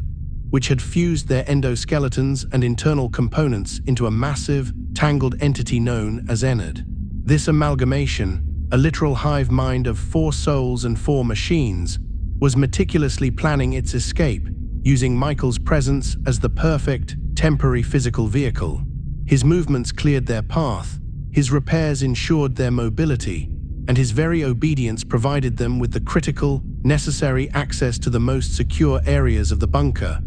making the loyal son the essential mechanical key to the release of the subterranean terror his father had locked away. The inevitable, orchestrated betrayal unfolded on the final night of Michael's assignment, a meticulously planned event where he was lured into the most dangerous and protected area of the entire facility, the scooping room. Baby's voice, manipulative and falsely sympathetic, guided Michael through a series of complex navigational steps, convincing him that he needed to enter the chamber to perform one final, critical task that would allow him to put her back together.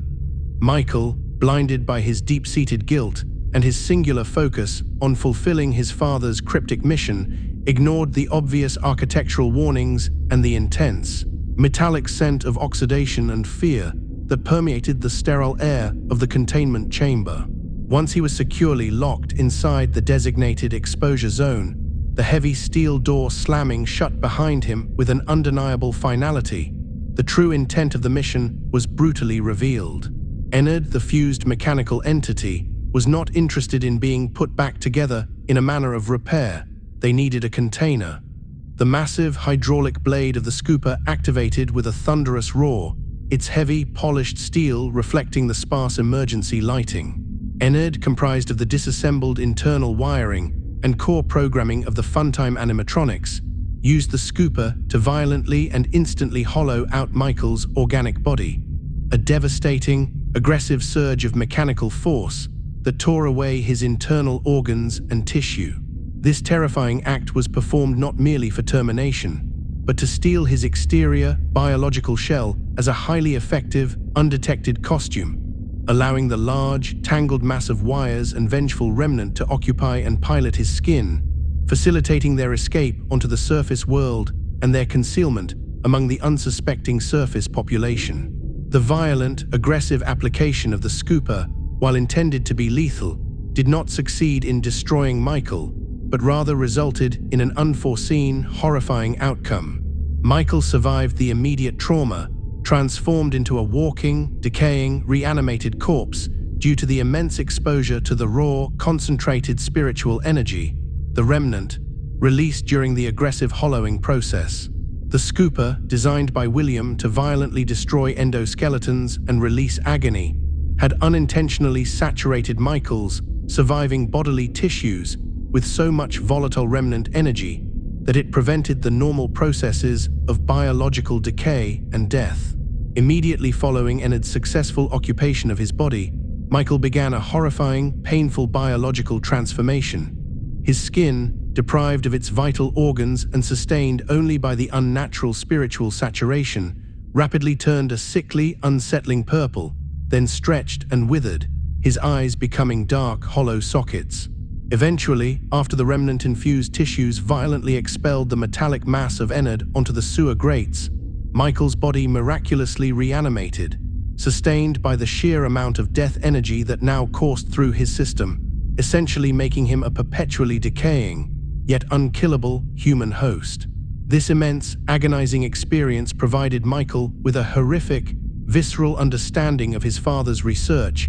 and the power of Remnant, binding him forever to the supernatural forces William had unleashed. He was no longer just the guilty older brother. He was a walking, spectral experiment, forever tethered to the machinery that nearly destroyed him, permanently scarred by the legacy of his father's mechanical depravity. Emerging from the subterranean darkness, fundamentally altered and bearing the undeniable, visible scars of his forced mechanical possession, Michael Afton survived his physical and psychological ordeal, his ultimate directive shifting from a mission of obedience to a profound, solitary quest for reckoning. The moment he reanimated, rising from the cold, damp ground, his first conscious thought was not one of fear or escape, but a deep, burning resolution, expressed in a guttural, strained voice that barely contained the weight of his guilt and newfound purpose. "I'm going to come find you." This declaration was aimed directly at his absent father, William,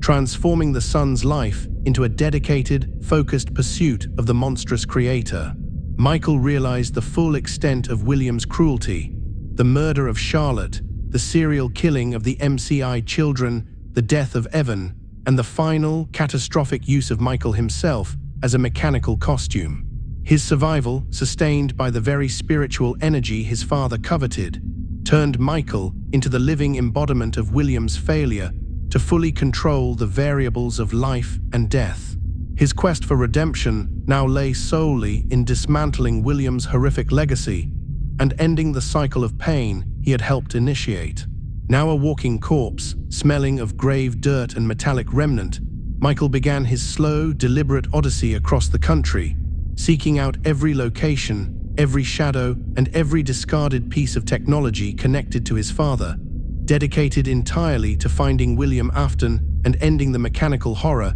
he had unleashed upon the world. Years after Michael's forced descent and subsequent re-emergence, and with the shadow of his failed, self-consuming experiments still clinging to him, William Afton returned to the scene of his grand atrocity, the long-abandoned and heavily decaying Freddy Fazbear's Pizza,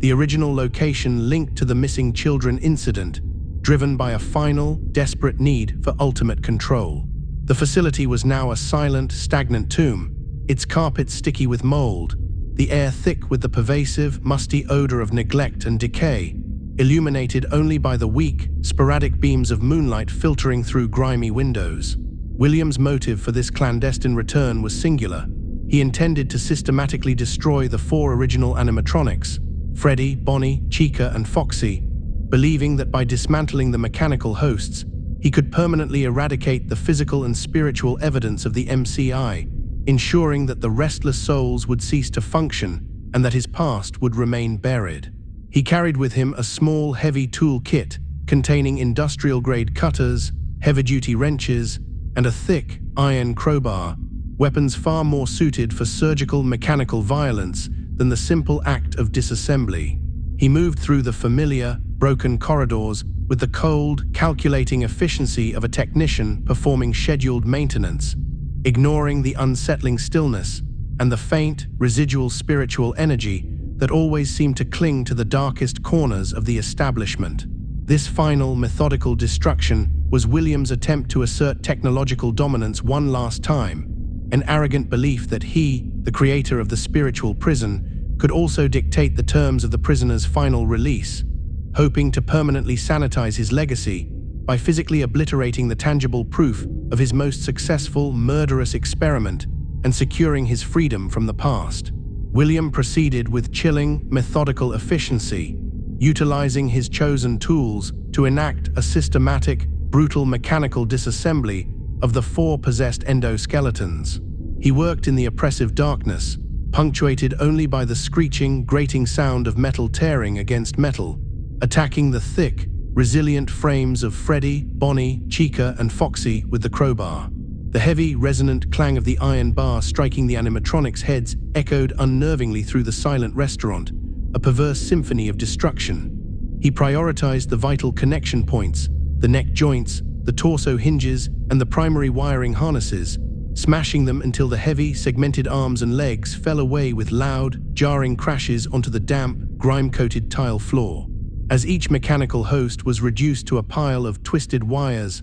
scattered plastic shards, and broken metal segments, the trapped spiritual energy, contained for so long within the dense alloy and electrical circuitry, was violently and instantaneously released. The liberation of the souls manifested as spectral apparitions, 5 small, indistinct figures, shimmering with intense, cold light and radiating an absolute, palpable aura of concentrated grief and rage. They did not immediately attack. Instead, they materialized slowly, silently, surrounding the debris of their broken mechanical bodies, their spectral forms growing brighter and more defined with every successful act of dismantling, watching William's final, destructive act with an intense, unblinking focus, realizing that the one who had imprisoned them was now standing defenseless amongst the wreckage of his own creation. The sudden, horrifying presence of the liberated spirits, their combined agony creating a tangible, cold pressure in the stagnant air, shattered William's composure and immediately turned his calculated mission of destruction into a desperate, panicked flight for survival. Realizing too late that he had released the very forces he intended to eradicate, William recoiled from the spectral apparitions, their silent, vengeful gaze more terrifying than any mechanical attack.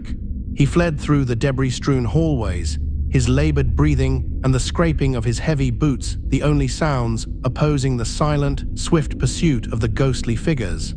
His escape route was predetermined. The hidden safe room, the same intentionally non-mapped architectural blind spot he had exploited years earlier to commit the missing children incident. He knew the spirits, bound by the strange, illogical rules of their supernatural existence, only possessed the agency to move and haunt the areas of the building that were physically mapped and officially designated for human use. The safe room, existing outside the system of blueprints and employee knowledge, was a space that did not technically exist for the animatronics, and thus should be inaccessible to the non-physical entities now pursuing him. William slammed the heavy, unmarked steel door shut behind him, plunging the small room into absolute, oppressive darkness, relying on the cold, sterile logic of architectural exclusion to provide the impenetrable sanctuary he desperately needed from the silent, raging vengeance he had violently unleashed. Cornered within the dark, musty confines of the safe room, with the spectral presence of the 5 children swirling just outside the impenetrable metallic barrier, William experienced a final, desperate moment of profound arrogance and terrifying, misplaced faith in his own failing technology. Seeing the decaying, original yellow Spring Bonnie suit, the relic he had used to lure his victims, now standing propped up against the cold, concrete wall, he was struck by a final, fatal delusion. Believing that a physical, metallic barrier was the only way to withstand the supernatural assault, and operating under the panic-induced misconception that the familiar springlock technology would somehow grant him protection, he quickly began the arduous, dangerous process of donning the ancient, heavy costume. The Spring Bonnie suit was years old, saturated with the moisture and corrosive humidity that permeated the sealed room, its internal metallic components stiff and dangerously weakened by decades of neglect. As he struggled to force his aging, larger body into the intricate, compromised shell, laboriously engaging the heavy, brittle springlock fasteners to compress the endoskeleton, William believed he was merging with the power of his past, making himself invulnerable, entirely ignorant of the deadly flaw in his initial design that demanded absolute, pristine dryness for safe operation. The final, definitive moment of William Afton's earthly control was immediately followed by a catastrophic, violent failure of the very technology he had placed his faith in. As the spectral children, their silent rage reaching a fever pitch outside the sealed door, pressed their collective agony against the physical barrier of the safe room, the immense, contained moisture of the decaying, subterranean environment began to take its inevitable, fatal toll on the compromised springlock mechanisms. The slightest atmospheric shift, perhaps intensified by the child spirit's intense emotional presence, triggered the irreversible disaster. One by one, then in a terrifying, synchronized cascade, the hundreds of tiny, rusted spring mechanisms within the suit snapped and failed violently. The compressed, heavy endoskeleton structure, released from the fragile constraints, surged inward with brutal force, its pointed metallic rods, wires, and razor-sharp crossbeams piercing William's soft organic tissues in hundreds of precise, agonizing points. The sheer mechanical force crushed his bones, punctured his organs, and sealed him permanently within the metallic shell. The ensuing sound, a horrifying, wet tearing followed by a single, muffled, agonizing scream, was instantly absorbed by the thick walls of the safe room. William Afton was not merely killed. He was mechanically entombed alive, his final moments spent in absolute, crushing agony, merged with the rotting machine he had used to inflict so much pain, his body serving as the permanent, agonizing core for the very technology he designed, thereby creating the monstrous fusion that would later be known as Springtrap. The catastrophic failure of the ancient springlock mechanism within the sealed darkness of the safe room did not merely kill William Afton. It initiated a horrifying, forced fusion of flesh and metal, a grotesque and permanent marriage of man and machine that resulted in the birth of the undying entity known as Springtrap. The compressed, shattered endoskeleton, now deeply embedded within William's ruined body, served as a perpetual instrument of torture, its rusted wires and razor-sharp metal crossbeams continually pressing against nerve endings and internal organs, ensuring that the physical pain was not a static condition, but a relentless, pulsating, continuous infusion of sheer agony. The sheer density and complexity of the mechanical intrusion, combined with the electrical energy still coursing through the suit's residual circuits, permanently bound William's consciousness to the spring-bony shell, just as he had theorized and engineered for his victims. This extreme, localized trauma generated an unprecedented concentration of agony, the spiritual fuel he had spent his life harvesting, which immediately saturated the damaged suit and the dying host. William's soul, trapped in a horrifying loop of perpetual physical suffering, had nowhere to go but into the very mechanical prison that was actively destroying him. Springtrap was therefore not simply an animatronic with a corpse inside. It was a single, terrifying creature fueled by the sustained, agonizing death process of its human core, finally achieving the twisted immortality William had always sought, condemned to exist as a living testament to the lethal flaw of his own design, sustained only by the endless reservoir of his self-inflicted pain. Following the sound of the final, choked scream and the subsequent heavy, final silence, the door to the safe room remained securely sealed, ensuring that the monstrous fusion of William and Spring Bonnie remained entirely dormant and hidden within the forgotten darkness of the abandoned pizzeria for decades. The structure of the room, still a non-mapped anomaly in the building's physical layout, guaranteed that no maintenance crew, no demolition team, and no curious trespasser would accidentally discover the hidden chamber or the gruesome occupant within,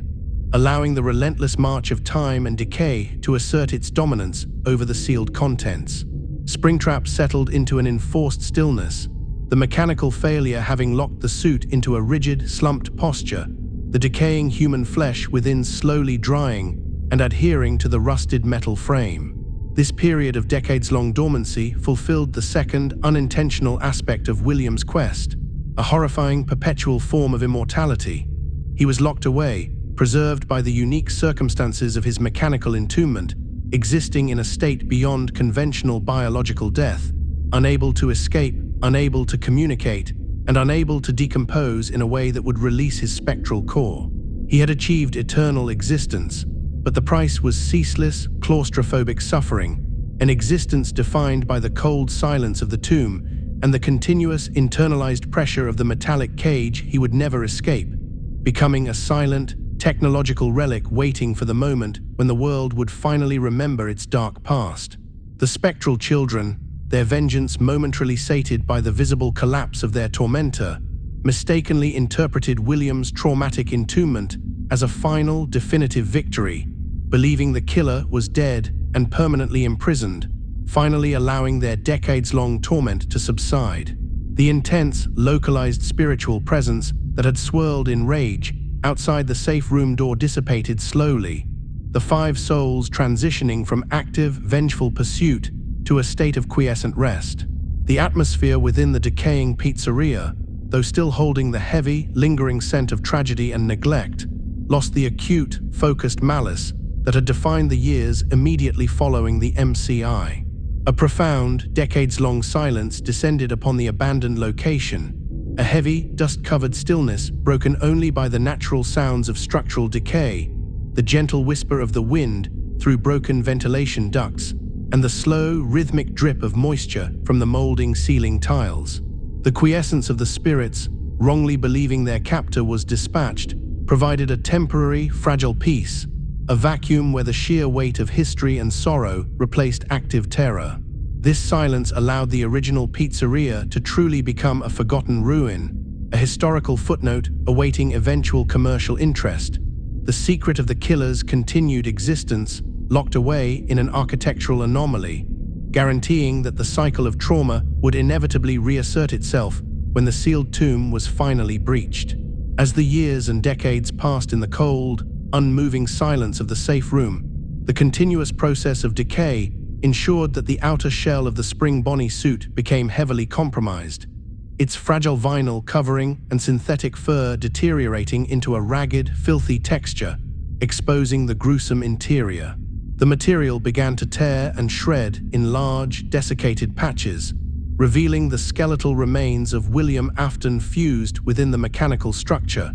creating a horrifying, inescapable visual amalgamation of human remains and vintage machinery. Through the ragged holes, one could see the yellowed, desiccated bone structure, the remnants of skin pulled taut over the endoskeleton frame, and the exposed, calcified human skull, with its empty eye sockets staring out from the deep, permanent shadow of the animatronic's large head. The visual horror was magnified by the suit's color, the bright, cheerful gold of the original Fredbear's character now muted and stained by blood, decay, and environmental filth. This exposed corpse, permanently merged with the mechanics, served as the ultimate proof of William's final, horrifying existence, a living monument to his failure to separate his soul from his creation. The visible decay cemented the Springtrap persona not just as an animatronic, but as an unstable hybrid, a terrifying, mobile relic where the mechanical exterior struggled to contain the biological and spiritual horror permanently locked inside its metallic cage, ensuring that the visual impact of the creature was one of immediate, profound revulsion and chilling familiarity. Despite the crushing, lethal trauma inflicted by the springlock failure and the subsequent decay of his body, William Afton's consciousness persisted within the fused structure,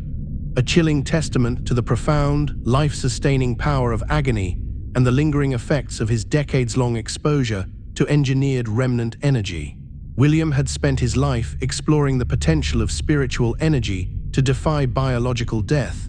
and in his final, catastrophic moment, his own body became the undeniable proof of his dark hypothesis. The continuous physical agony generated by the embedded metal, coupled with the residual spiritual saturation from his earlier experiments and his contact with the MCI spirits, proved sufficient to prevent true biological death, anchoring his mind and soul to the mechanical shell. William, now Springtrap, was not merely possessing the suit, he was locked within it, fully conscious and aware of his terrifying, immobile state, experiencing the claustrophobia, the pain, and the relentless march of decay from the inside. This consciousness, fueled by his immense, self-generated suffering, solidified his status as an undying entity, a creature bound to his technology by an unbreakable supernatural chain. William Afton had cheated death, not through elegant science, but through a final, agonizing act of mechanical self-betrayal,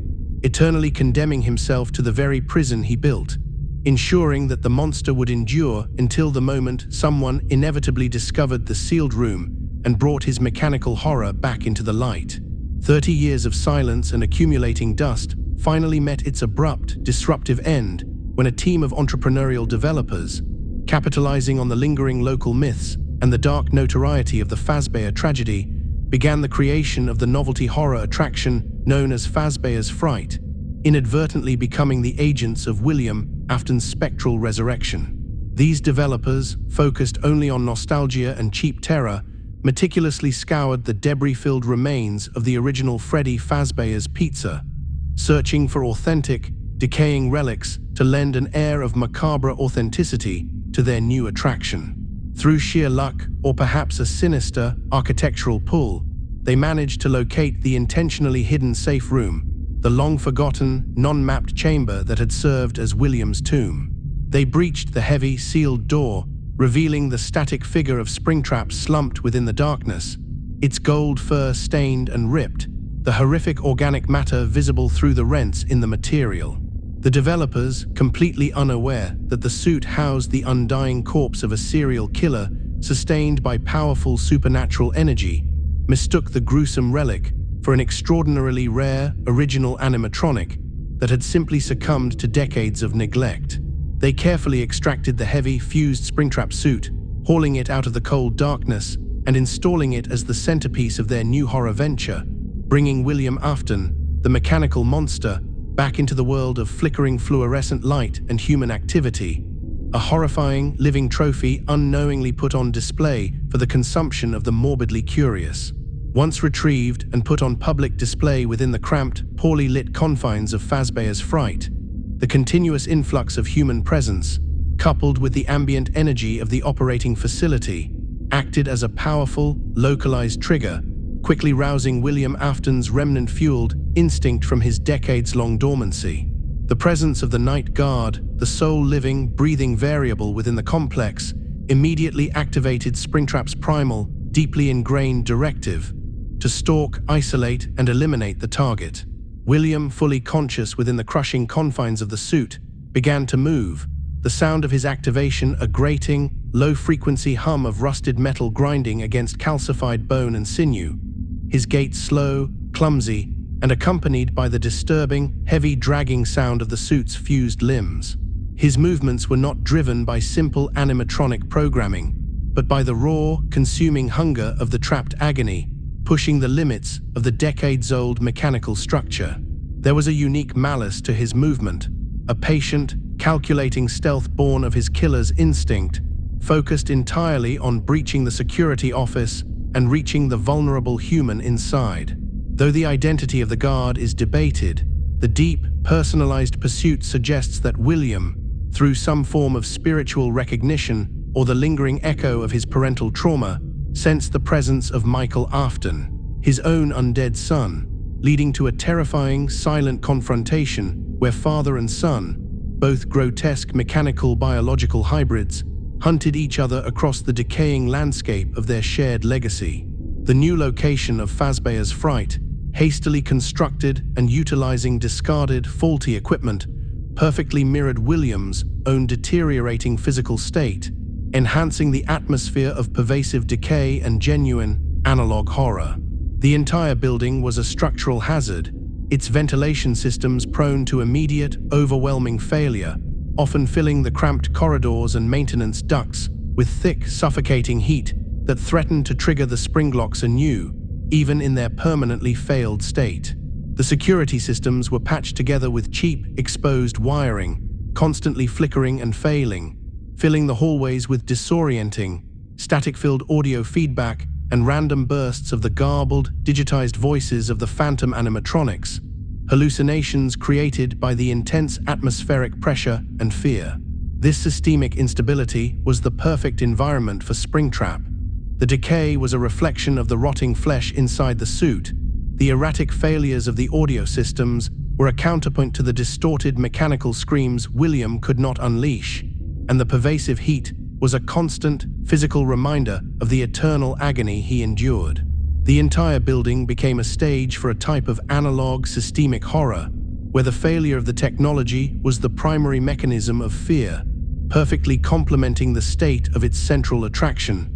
A mechanical killer whose existence was predicated entirely on the catastrophic failure of its own internal mechanisms. Throughout the consecutive night watch shifts, William, entombed within the rigid, compromised Springtrap suit, demonstrated an unnerving and consistent level of supernatural resilience, far surpassing the limitations of a standard animatronic or a simple decomposing corpse. He survived repeated attempts by the Night Guard to distract and deter him, enduring electrical shocks, system reboots, and prolonged periods of atmospheric distress without any visible sign of stopping or irreversible damage. The powerful spiritual energy sustaining him allowed the decayed human tissues to move the heavy, rusted suit with shocking, sudden bursts of strength,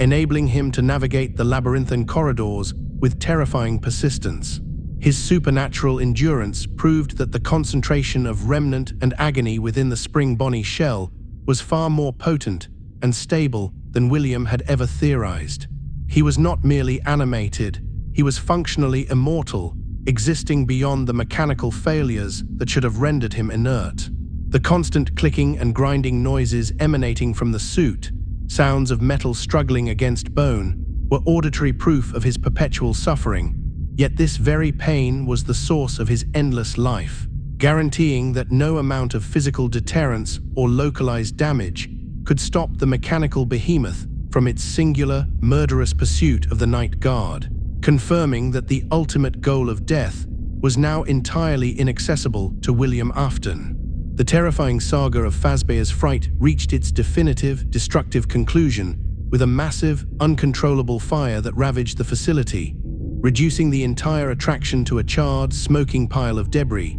likely caused by the rampant faulty wiring or perhaps a desperate, deliberate intervention by an unseen hand attempting to cleanse the dark location. Fire, in the context of this dark history, represents the classic, ultimate cleanser for Remnant and the binding spiritual energy, the one force capable of permanently eradicating the haunted mechanics. However, even the intense, cleansing heat of the conflagration proved insufficient to destroy William Afton. As the final images of the burning building were captured and subsequent salvage operations sifted through the wreckage, the horrifying truth was confirmed. Springtrap survived the immense blaze. The final, unsettling image of the scarred, blackened suit, now even more damaged but recognizably intact and still mobile, emerging from the smoking ruins, cemented William's status as a being who defied the known laws of physics and spiritual science. The fire stripped away the last remaining pieces of his facade, the tattered fur, the lingering illusion of an antique prop, but failed to destroy the core of his agony. William Afton, the mechanical killer, had endured his own entombment, the pursuit of his son, and now the purifying flames, guaranteeing that the true horror was not trapped in the past, but had simply been set free, roaming the shadows, ready to continue its cycle of violence and technological control. From the shadows of decades-long grief and self-imposed isolation, Henry Emily, the surviving original partner, emerged with a final, desperate resolve, dedicating the remnants of his life to designing the ultimate, inescapable act of vengeance. A meticulously orchestrated containment trap that manifested as the cheerful, yet deceptively simple, pizzeria simulator location, known operationally as Freddy Fazbear's Pizza Place. This new location was not intended to be a genuine business venture or a revival of the brand. It was a carefully constructed funerary pyre, a closed-system structure engineered with a single, overriding objective: to lure and permanently contain every living and mechanical remnant of William Afton's horrific legacy. Henry poured his final technical genius into the building's design, implementing specialized environmental sensors and robust internal sealing mechanisms, ensuring that once the subjects were inside, the entire complex could be hermetically sealed and activated as a massive, industrial incinerator. The design was a final, painful mockery of the idealism he and William once shared, utilizing the superficial innocence of children's entertainment to mask a structure of absolute, unforgiving mechanical finality, a self-contained furnace designed to cleanse the world of the spiritual contamination William had unleashed, providing a painful, precise contrast to the reckless engineering that had defined the beginning of their partnership. The elaborate trap was fundamentally dependent on the powerful, ingrained instincts of the animatronic entities, which Henry exploited using a calculated deployment of psychological and auditory lures and the promise of salvage rewards. The entire system was designed to draw in the four primary remaining entities linked to the Afton saga: the massive, scarred scrap baby containing the soul of Elizabeth, the tangled, desperate wiring of Molten Freddy, housing the fused spirits and endoskeletons of the Funtime line, Ennard, the imposing black security automaton Lefty, which Henry himself had secretly engineered to capture and contain the wandering, vengeful spirit of his own daughter, Charlotte, the puppet. And finally, William Afton himself, now existing as the fire-scarred, highly malignant Afton suit, the remnant-fueled Springtrap. The lures were expertly crafted, consisting of repetitive, distorted audio cues of children's laughter and familiar, fragmented musical jingles broadcast across specific, high-frequency channels, appealing directly to the entity's residual programming and their deep, malignant connection to the concept of the children's diner. Each entity, driven by its own particular form of agony, Elizabeth's desire to make her father proud, Ennard's need to survive, Charlotte's protective instinct and William's murderous compulsion, was successfully drawn into the labyrinthine facility through the promise of a nostalgic environment and the irresistible scent of residual spiritual energy. The structural design of the pizzeria simulator location was a masterpiece of entrapment, engineered with interconnected, non-linear ventilation shafts and a complex array of hidden, thick metallic walls that ensured absolute containment once the trap was sprung. The initial rooms, designed for salvage operations, were merely the bait. The true architecture consisted of a confusing, decentralized network of narrow passages and maintenance tunnels leading the salvaged entities deeper into the core structure of the building. Once the animatronics, Scrap Baby, Molten Freddy, Afton, and Lefty, were successfully brought inside and stored in the designated containment areas, automated sealing mechanisms activated, permanently locking the hidden walls into place with loud, hydraulic finality. The entire facility was then transformed into a single, inescapable, labyrinthian enclosure, constructed not to prevent the entities from moving, but to guarantee that they could not breach the external perimeter. The hidden walls and sealed ventilation shafts were strategically positioned to prevent any last-minute escapes or technical maneuvers, ensuring that the malevolent entities were contained within the precise boundaries of the industrial-grade structure, maximizing the efficiency of the ultimate mechanism. The immense, sustained cleansing heat of the controlled industrial fire that Henry had designed as the inevitable and inescapable conclusion. With the containment complete and the heavy steel walls sealed, the final cutscene delivered Henry Emily's devastating, somber monologue, detailing his precise motive and the harrowing mechanical finality of his plan. His voice, calm and heavy with decades of profound grief and guilt over his role in the original creations, was broadcast directly to the trapped entities and, crucially, to the surviving, listening ear of his son Michael, who had unknowingly completed the final human phase of the operation as the Night Guard. Henry described the operation not as vengeance, but as a necessary purification, a final, cleansing fire designed not just to destroy the physical shells, the metal and the bone, but to ensure the complete, permanent eradication of the volatile spiritual energy, the remnant and agony that sustained them. He explained that fire was the one true counter to William's dark science, the only force capable of destroying the stable spiritual compound he had created. His ultimate focus was on William Afton, addressing him directly with chilling finality, confirming that the purpose was his permanent defeat, ensuring that his undying soul would finally be forced to relinquish its hold on the material world. Henry's words were the solemn invocation of a scientific finality,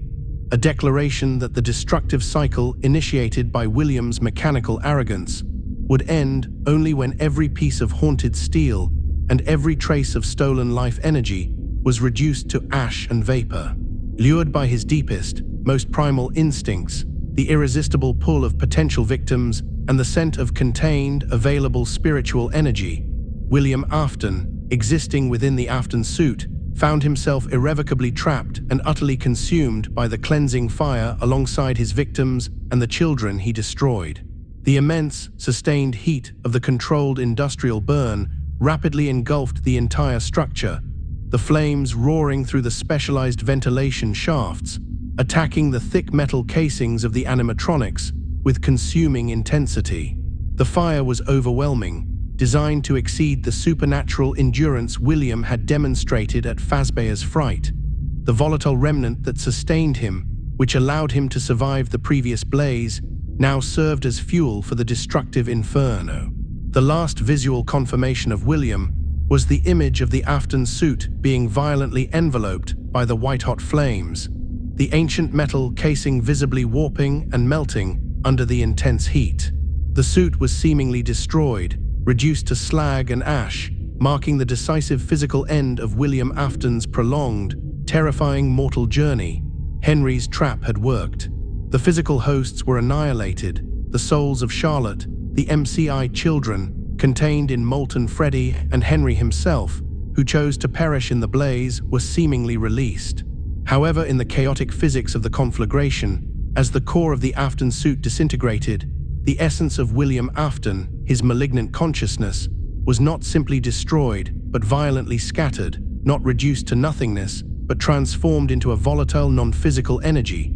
surviving the physical obliteration only to linger in the environment as an insidious, undetectable vapor. The intense, purifying flames of Henry's trap, while successful in destroying the physical body of the Afton suit and the mechanical hosts of the spirits, failed catastrophically in eradicating the singular, malignant consciousness of William Afton, setting the stage for his most insidious and terrifying form, a digital resurrection. In the aftermath of the blaze, Fazbear Entertainment, attempting a massive historical cleanup and a calculated rebrand to distance itself from its dark history, commissioned a massive virtual reality game, deceptively titled Help Wanted, intended to satirize and sanitize the decades of horrific urban legends and tragic incidents. During the complex data retrieval process for the game, a necessary step to ensure the authenticity of the haunted digital environments, developers unknowingly utilized the heavily charred,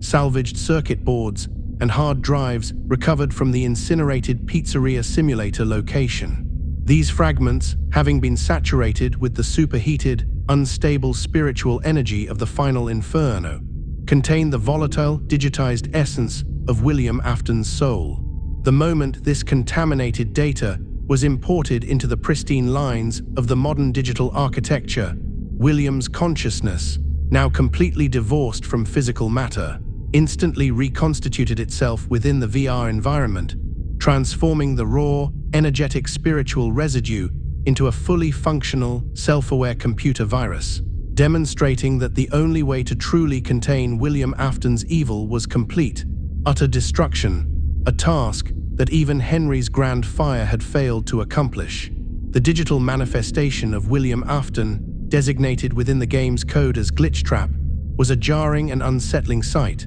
A smooth, fully intact representation of the original Golden Spring Bonnie suit, perpetually adorned with a fixed, unnervingly wide smile and the stylized sheen of low-polygon virtual modeling. He moved with a jerky, unnatural enthusiasm, a clear digital parody of the original Springlock suit, yet lacking the physical decay that had defined Springtrap. Glitchtrap was the ultimate proof of William's ability to transcend physical death and exist entirely as pure, codified consciousness,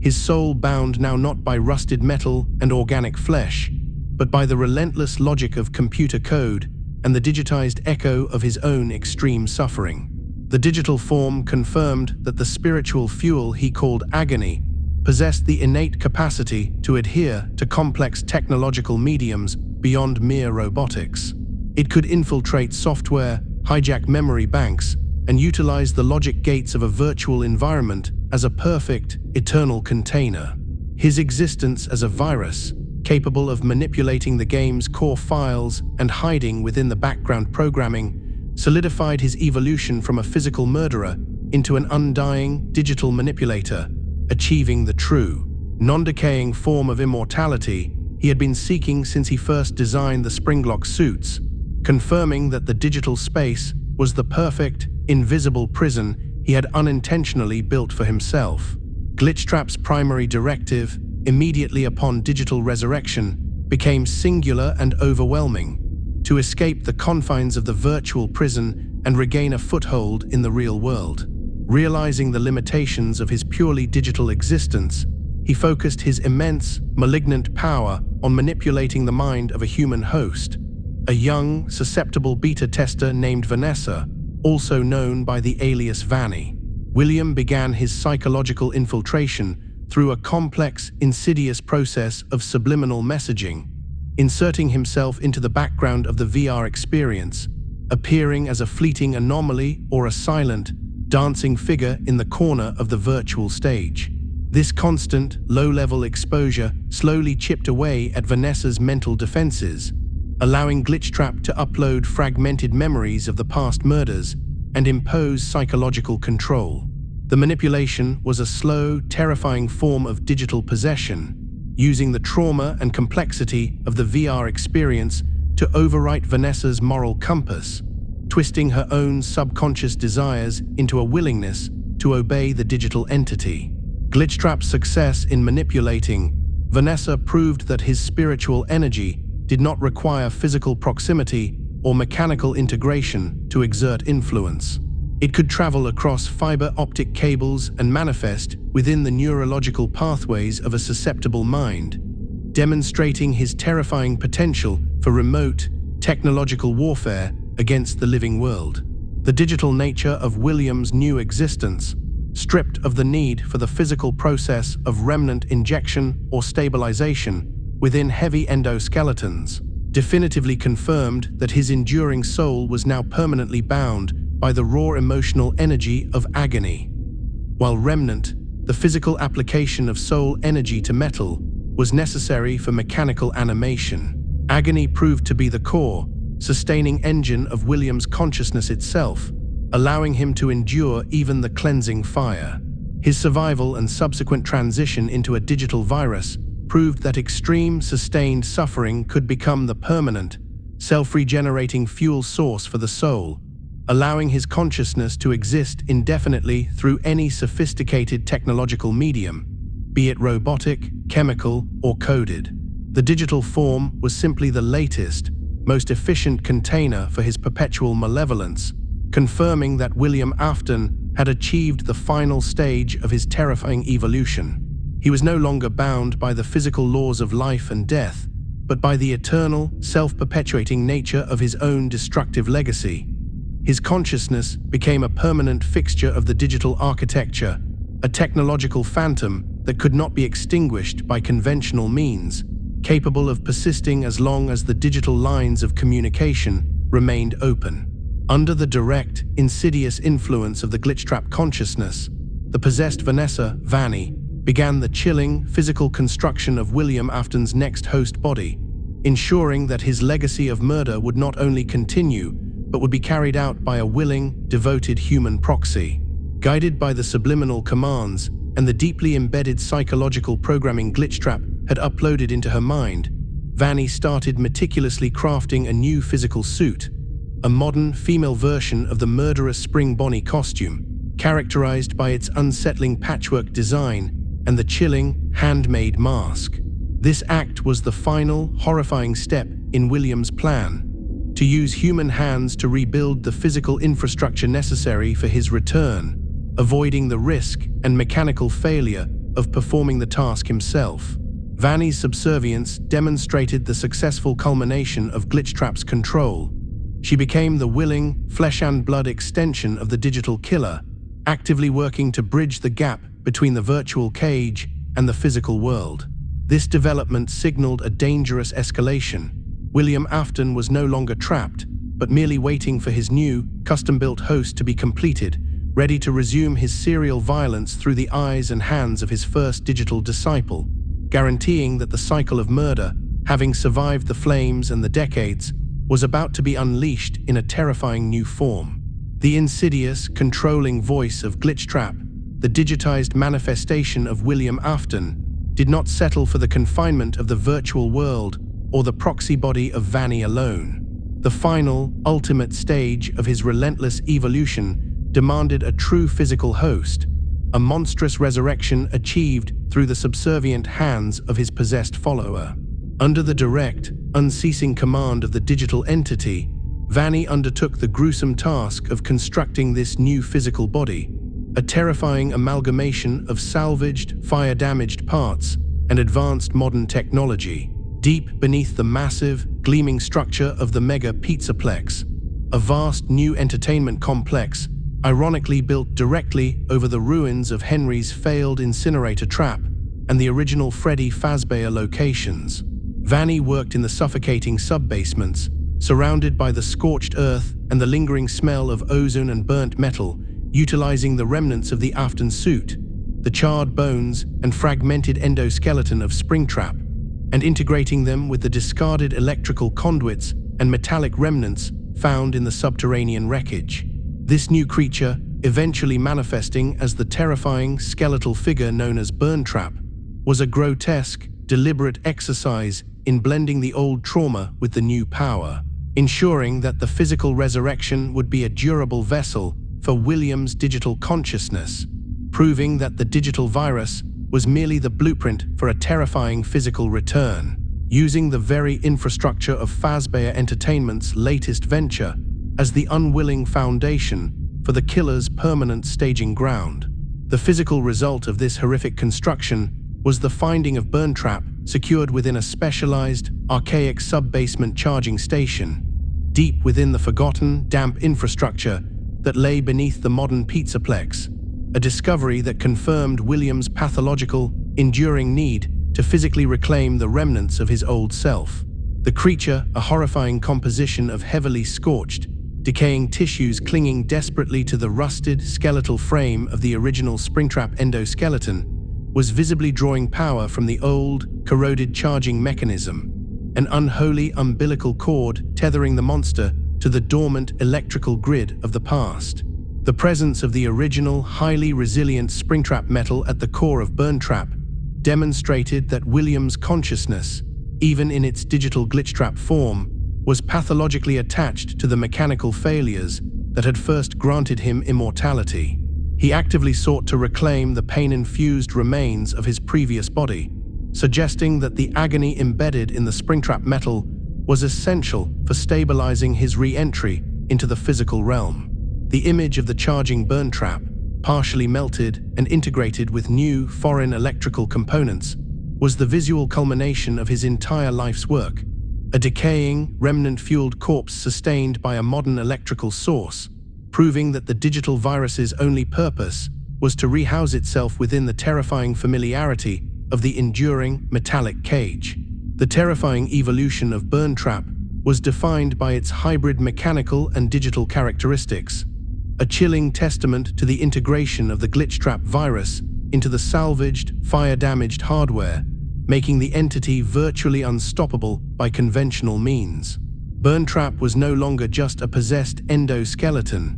It was a complex fusion where the structural integrity of the old Springtrap shell was bolstered by the dynamic, malleable logic of the digital consciousness. The creature displayed intermittent mechanical failures, the characteristic twitching and grating of the ancient suit, interspersed with moments of impossible, fluid movement and hyper-efficient operational speed, capabilities inherited directly from the optimized algorithms of the glitchtrap virus. When viewed through advanced electronic diagnostic systems, the entity radiated chaotic but powerful digital signatures, proving that the digital ghost had successfully overwritten the core programming of the old hardware. This meant that traditional physical damage was insufficient to halt the monster. Even if the physical shell was destroyed, the core digital consciousness would likely survive and seek a new host or system, just as it had done after the incinerator fire. William had successfully created a feedback loop where physical agony anchored the digital spirit, and the digital spirit sustained the decaying physical form, achieving a state of terrifying, self-repairing technological permanence that few forces could ever hope to fully dismantle. The emergence of Burntrap and the ongoing digital contamination within the Pizzaplex also served to highlight the chilling possibility of William Afton's merging or continuous conflict with the facility's Mimic AI, a powerful, advanced system designed for complex learning and imitation. This interaction suggests that William's toxic influence and corruptive code linger in the digital environment, powerful enough to contaminate and hijack even the most advanced new systems intended solely for safe, programmed entertainment. The Mimic, designed to learn human behavior and mimicry, found its most powerful and destructive influence in the fragmented, highly concentrated malignant data of the glitchtrap virus,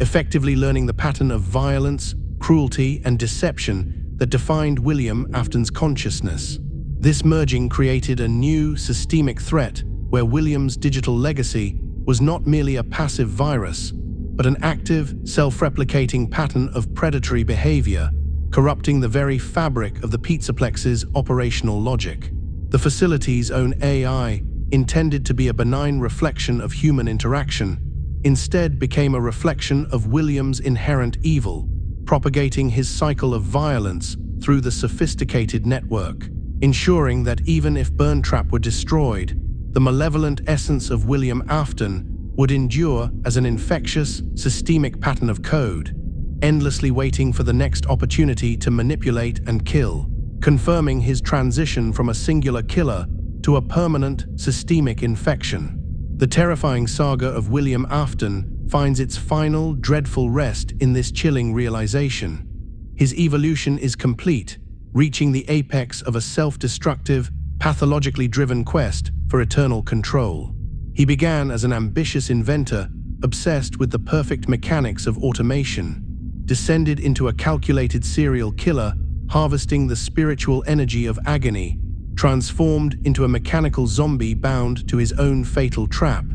and then ascended into a digital virus capable of hijacking consciousness. Now as Burntrap, he is a persistent, resurrected horror, a functional hybrid of technological perfection and organic decay, achieving a dark, terrifying form of eternal life through his own twisted engineering and the capture of overwhelming spiritual pain. He failed to find true immortality through clean science or love, but through continuous, escalating violence, he found a technological permanence that resists fire, decay, and even death. The cold, mechanical grip of the past has seized the future, ensuring that the legacy of Fredbear's family diner, the initial, flawed creation born of innovation and duplicity, will continue to haunt every subsequent system and every new location. The Pizzaplex, despite its neon sheen and modern complexity, is merely the latest, largest enclosure for the undying malevolence of the man whose genius was fatally dedicated to controlling the soul,